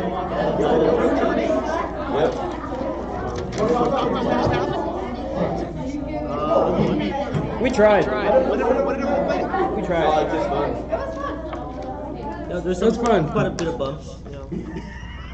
We tried. Well, I would like to say that that was very real. That was very real. there's nothing quite like that feeling in the pit of your stomach when your client says something that you know they shouldn't have said. I heard the question wrong, okay? I don't have my hearing aids in. Okay. In his defense, the defense stated right. They called him back. They let it sit for a little while. They called him back when the opportunity presented itself, and they did rehabilitate. You chose sports over life. Yes. Hey, it's all about the game. Hey, don't hit the player, hit the game. All right, so I didn't want you guys to bring it back because I was like, no further questions. I was in there. What's for? So everyone, this has been a useful learning experience. Yes. Kind of just see it. If you ever are in a real trial, you'll probably have to deal with foundation issues, which you kind of elided past on almost everything because you guys only had a week of prep, which is fine. One of the things that I did make sure the jury was aware of, I did give them a list of the actual exhibits and evidence. So not every exhibit, they cannot review every exhibit. So if somebody wanted something, then that's a missed opportunity. I would have thought that trying to get Blake, trying to get her resume in would have been something that would have been done. I'm a little surprised that wasn't done. Another real world thing that we kind of just let happen because of the lack of prep time or the general lack of familiarity was in the real world people don't come up with their affidavits. What happens is they're put on this stand, they testify to what they know, and then on cross the affidavits are pulled out and gone over to pick out indiscrepancies. Hey, like I said, I think everybody did good. Everybody definitely. We have our moments, but every trial has its moments. Some of it just go boom, boom, boom, boom, and other times you're sitting there going like this. God, I know what question, I know what information I want, but how do I ask the question? And the 3 times I've already asked, the judge has said no. Try again. Because you don't know his part. So, does anyone would anyone like to share their thoughts or opinions or what they would do again after having kind of went through it all? Not have more prep time. So what you're saying is like next year we should get you the prompt set like first week of April? Yes. What you like? That'd be nice. And maybe the rules of evidence before the day of trial? Maybe? Yeah, okay. We do learn. What's the longest trial you ever been part of? Oh, this could well be it. I've only been on the bench 3. In private practice, I had a couple all-day divorce trials. But when I was in private practice and not a judge, I primarily did domestic law. I didn't do any jury trial. This is my first jury trial. So you're a lawyer? Yes, I was a lawyer in Garden City for 7 years before I came out here in 2019 to become a judge. So yes, I am a law-trained magistrate. You had to go back to school after becoming a lawyer to become a judge? Nope. Oh heck. Anyone with a high school diploma who's 30 or older can be a judge in the state of Kansas. You gotta be a magistrate. But You're a judge? Judge? Like, the county where you're a judge in, be a magistrate. So, you want to be a judge in Syracuse, you gotta live in Syracuse. There's only one magistrate, and I'm not planning on going anywhere. Thank you very much. Let's get promoted. They can always get promoted as a district judge. That case doesn't have what vacancy. Yeah, we spent some while. I know. So what I would say is that we did kind of get I to apologize to the young man who was playing Thomas. I should have told you to stay at council table. That was just retrial. This trial. You can make a motion. I don't like the verdict, I'll make a motion, we do it tomorrow. Yeah. No. Whether mistrial is held or not, I make that determination. We're certainly not retrying it. But That's crazy. But we did have a little. This is kind of a pear-shaped trial where it kind of started on a thin wedge, kind of began to kind of peak around Mr. Davis's testimony as far as quality and the issues being brought to clarity. Usually the way you do it is you want with your first witness, this first witness is used to go kind of end to end on the facts. Not necessarily the expert stuff in this sort of case, just kind of go through the chronology, establish dates, times, points of reference, so that when you bring in the experts, you're not just randomly adding stuff. And some of that was we were all getting the feel for things. Because I think the day things got better as we went, as everyone kind of got comfortable in everyone's skin. Which, I think we've all learned some stuff. So, and you know, like I said, everybody came out and contributed. The only thing I expected a Phoenix Wright objection. That is what I'm kind of sad that I didn't get my Phoenix Wright objection. I didn't have an Phoenix Wright. You don't know? It's a game. Yes! Yes! Hold it! Yes! Take that! It's a lawyer game. Yep, so Mr. McAllister, is there anything you'd like to add? I thought it went pretty well. I was watching both plaintiff and defendants and so forth, and they were really looking around. Okay, what do we say? What do we do? So they were actually really getting into it. Probably more so than some of the past ones we've had. I was going to ask you, so you like this not having to be the judge bit, right? So, yeah, I really like just sitting here. You came in here with a... Yeah, that for me, that was all that. But just watching people and how they got into it was really neat. Has this kindled any ambitions to become a litigator in anyone today? No, too much paperwork. No. You know what? But maybe as a healthcare professional, possible. I'm gonna stay away from opioids. No, but you started thinking the Mario said yes. Yeah, Mario came up and gave us 12 points. Yeah. You were our witness. But your first one. It's alright. I had all the Trevor's questions. But it's perfect to end with Mario saying yes to that. I was like, yeah, no further questions. Yeah, I like I said, if I put together a highlight reel of the stream, that is the moment. That is. What's the most difficult branch of law to like practice? What's difficult? Difficult, yeah. Hardest to understand. Most complicated. Most complicated, yeah. Well, some areas of patent law are really bad. Patent law, you actually, in order to sit patent bar, you have to possess a hard science undergrad degree. You have to have a BS something off the list. Practically, you can make anything complicated. You can make anything complicated. Some kinds of admin law are really arcane. The hardest stuff that you divorce is generally simple. Family law is painful because it's a lot of emotional stress. A lot of but like a complex divorce, you know. People with $50 million assets, that's a complicated divorce. Ouch, yeah. That's what it is. Every area of law has its hard bits.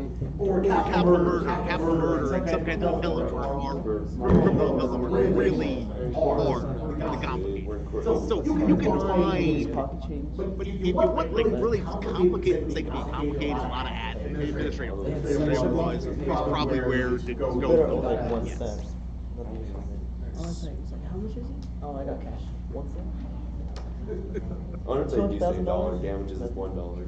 How much is it for damages? I got cash. Court costs is pretty expensive. Orthopedic surgery, 20,000? That's not that 20,000? 100,000? Take cash. I figure it would be funner to let the jury that's the fun part of doing med mal and jury trial stuff and civil jury trial stuff is the damages portion is for the jury. I wonder what they come up with. Well, the way this problem was originally structured is we did the trial in one half and the damages in another, and they just never do the damages. Like the in-universe portion of it. I didn't know how creative, I would leave the door open for folks who get creative on the plaintiff side to come up with damages. you guys wanted to do. I should have said we need $2 million for the loss of his son. You could have. We should have said we're seeking $2 million. Can a judge overrule like a jury's verdict? Yes, I can. You can? I actually am required to when it is contrary to law. Like, meaning what? Okay, Give us an example. let's say that you never qualified anybody as an expert, and that we were like using real court rules. But the testimony was exactly the same, that you never qualified anybody as an expert. All that expert testimony that was offered without qualification as an expert is inadmissible. So there's no basis to grant judgment if the jury did. So would that be a retrial? No, actually. I mean, you move for mistrial, but that would be a judgment on the pleading. That would be a direct judgment for the defendant in that case, because the plaintiff failed to meet their burden. The plaintiff failed to, make the necessary. Only on civil cases, right? Not like murder cases. Well, you can do it on criminal cases too. It just is extraordinarily rare. I mean, have you ever heard of jury nullification? Jury nullification is where you have one or more jurors on a criminal case who believe the law is wrong. They get themselves to the jury for the specific purpose of going in there and saying, I will never vote to convict because this law is wrong, regardless of facts. Jury nullification is illegal. So in a jury nullification case, the judge can be the trier of fact where you have a jury nullification issue, for example. It's really perilous. It's usually better to just do a retrial, just to, find a mistrial and retry it, as opposed to direct a verdict on the basis of the jury nullification. But you can do it. I'm sorry, I'm not sure you can do it. It's been done, and it's intended not to end when it's been done.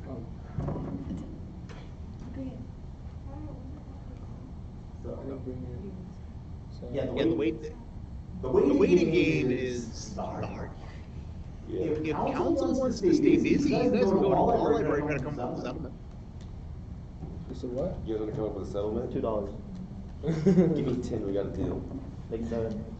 Yeah, you guys how about a 30-day of Vicodin? 30 days of Wait, did you say 30 day of Vicodin? 30 days deal. of Vicodin. In all seriousness, until that jury comes back and reads aloud and verdicts are allowed, you guys can go do whatever you guys go come up with agreements. Unfortunately, you usually get up. $3 mil. Hey, I can't afford that. And new car. He'll pay for the funeral. That's it. So pay for the funeral. $1 million on top of that, we got a deal. No. I'll give you season pass tickets to the team we used to play at. We're making a deal with these guys. Okay, 500,000. Medical bills paid. What medical bills? Medical bills are My son died. Hey, he wasn't hanging. Whatever economic damages there are. I don't think there are any, but if there are any medical bills, that's not stipulated to. It'll be determined based upon whatever they come back as something. So you guys, the amount of medical bills is an amount that's been agreed to. There's no finite number attached to it. But it's going to be, it's good. No, you're not lying. You're not sorry. Okay, Henry Roberts Code. And eye for an eye. I think this is why having a male Dr. Stark is a problem. Because I can't make Game of Thrones jokes off of this. I've never watched it. So the first one is pretty good. I heard the last one's pretty good. It could be a deal. Give you a cut. 500,000. Give me a cut. Because I'm pretty sure they're collecting $1 million. Hey, if they go lower though, then we'll fix it. Deal. About $100,000. $450,000. Hey, what's your percentage? Wait. Hey, what's your percentage cut out of this? Contingency is a third at trial. Okay, in that case, $1 million. Okay. No, I'd do 450. 250. 450. 350. 450. 500. 450. This is not how it works. 450. 425. No. 3. How about 430? Hey, Aaron, I'm also a licensed therapist. How about 250 and I can do 30 sessions? 426. 300. 426. I'll take 426. $350,000. What the? Deal. I said 350. No deal. Deal, we said deal. As being the Is this recording? We have it on camera. We have to sign the document. Do you want a document? No, verbal. Done. Let's write this contract down right now. 425. I'll settle. Oh, hey, then what's Oh yeah. You need to make sure your clients are on board with that. Clients are on board with that. You get 425. What if you take 5 off? He'll pay you cash $250,000. What? Cash. Cash $250. Whoa. I have medical school debt. I got student loans. Chill. You've been working for 15 years. You've been working for 15 years. It doesn't pay good. You're like $500,000 a year. Look, my son's life insurance is worth $8,500.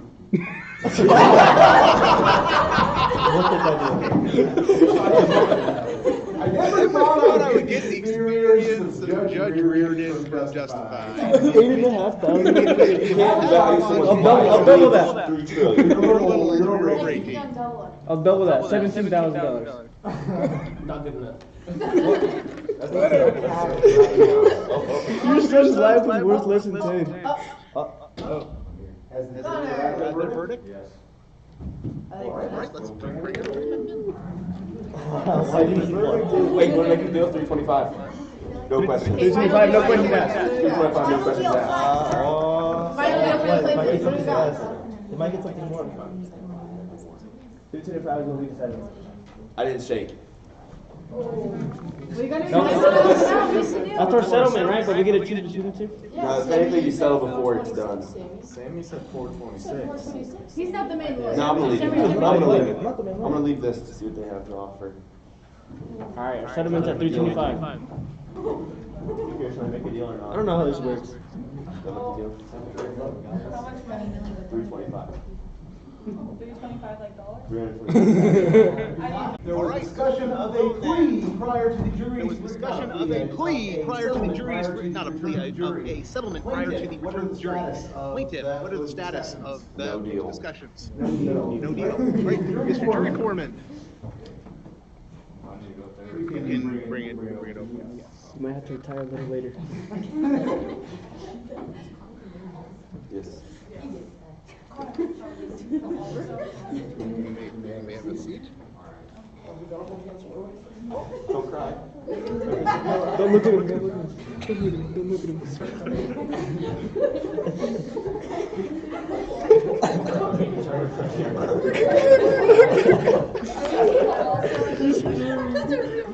You're done. You're not gonna retire. You're not gonna retire. This isn't a laughing matter.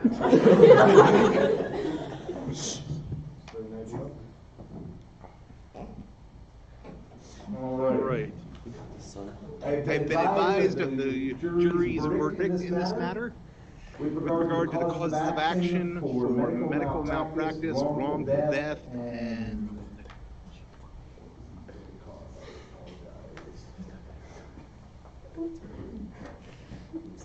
negligence, medical malpractice, and wrongful death.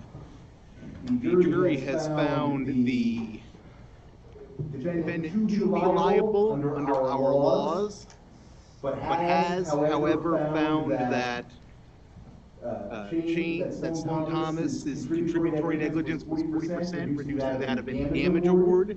They have further found that the jury has found that the Defendant should be ordered, judgment should be entered in the amount of $77 million. Thomas. Against the defendant, based upon the McDonald's doctrine, it finds the jury's verdict to have no basis in law, in that a third party cannot be ordered to be paid the judgment that the plaintiff has requested. I will enter judgment I will find that I will enter a judgment of $350,000 to be reduced by 40% in line with the defendant's contributory, with the decedent's contributory negligence, for a final judgment. Should have made the deal. Object. Final judgment. Objection. $210,000. Parties wish to object to the court's findings, they may. How much was it? How much was it? $210,000. How much? $210,000 is what the judge. We're done. That's not bad. 210,000? That's just 210,000. Wait, why did we get our 77 million? You wouldn't have gotten 77 million. It would have went to a Ray Thomas. That was 210,000. No, we're good. So does that mean Hey, you get that in 2 months. Don't worry about it. It's still not possible the court is misreading the jury's handwriting. That could be Rory Thomas. The McDonald's doctrine still applies. What's the McDonald's doctrine? It actually looks like Ray. The McDonald's doctrine is a fictitious legal precedent that I just invented off the top of my head. It refers to an early 90s case in which a woman was served hot coffee, cradled it in her lap, spilled it upon herself. No matter what jury trial, jury awarded her like $8 million because they tried to calculate out the number of cups of coffee that were sold worldwide in a day, or in the United States in a day, for compensatory and punitive damages. The court set that aside and reduced it to like $30,000. We're actually in line with the actual pain and suffering. So that's what the McDonald's doctrine is in the State of Utopia. Does that mean I can't buy my Range Rover? Wait, can we take his license? You might miss it. You might miss a monthly payment, but that's about it. We're taking your license. All right. Get back on track so that we'll go on record and resolve this matter today. Is there any objection to any objections which be made at this time from the plaintiff? No objection. All right. Anything further in the defense? No objection. In that case, then I would like to thank the jury for their diligent service in this matter, and thank everyone for participating today. In that case, we shall stand adjourned. Now then, on the subject of your license, you guys could have negotiated for that. You guys could have negotiated for his license. You guys also could file if this was a real case, you could also file a claim with the medical ethics people. Try to think it that way. But other than that, you can do stuff now. Yes. That's a fair trade. Your son for my license. Yes. Trade your life. We're adjourned.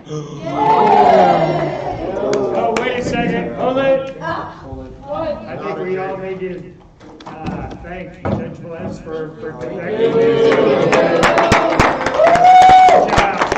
Hey, if you have open lunch, you can go with me to the pub. If you don't, you need to get with Mr. Hampton, get back to school. Hey,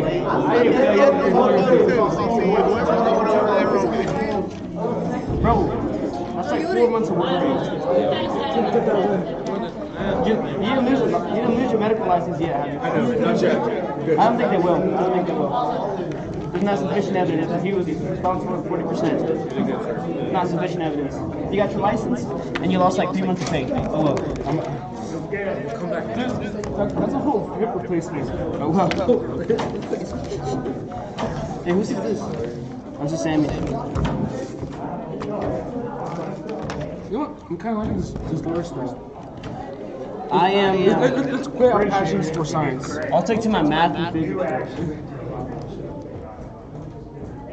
Can you push that chair? That was great. The plan for next year is we want to start looking for a date, like start looking for a date in March, first April, we can get some stuff so that they actually The only thing is, we got so many classes going on this, that's why we always have it at the last. No, trial at the end of it. Get them curious. Oh, yeah. You know how kids are. Oh, I Always wait till the last minute.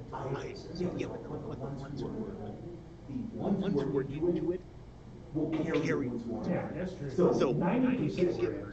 Right, and get There was a witness that was just last second because somebody didn't show up. Yeah, and that's why he had to leave everything. But really, that was it. Everybody else was there. Yep.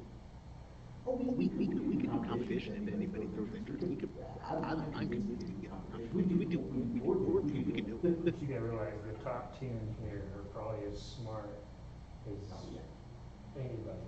I mean, they're super intelligent. Yep. So I'm gonna button up here, and then you're heading up with the one job. Okay, sounds good. All right. Yeah, it was great. 5th and 6th grade was there. My liaison from Garden was here.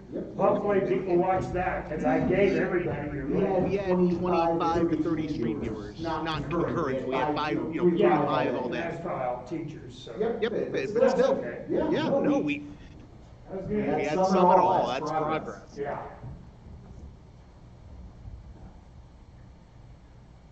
I'd like to sign off with everyone out there in YouTube land. Thanks for hanging with us today while we did this and participated remotely. Well, thanks. We look forward to doing this in the future and next year for certain. Thanks. Great day.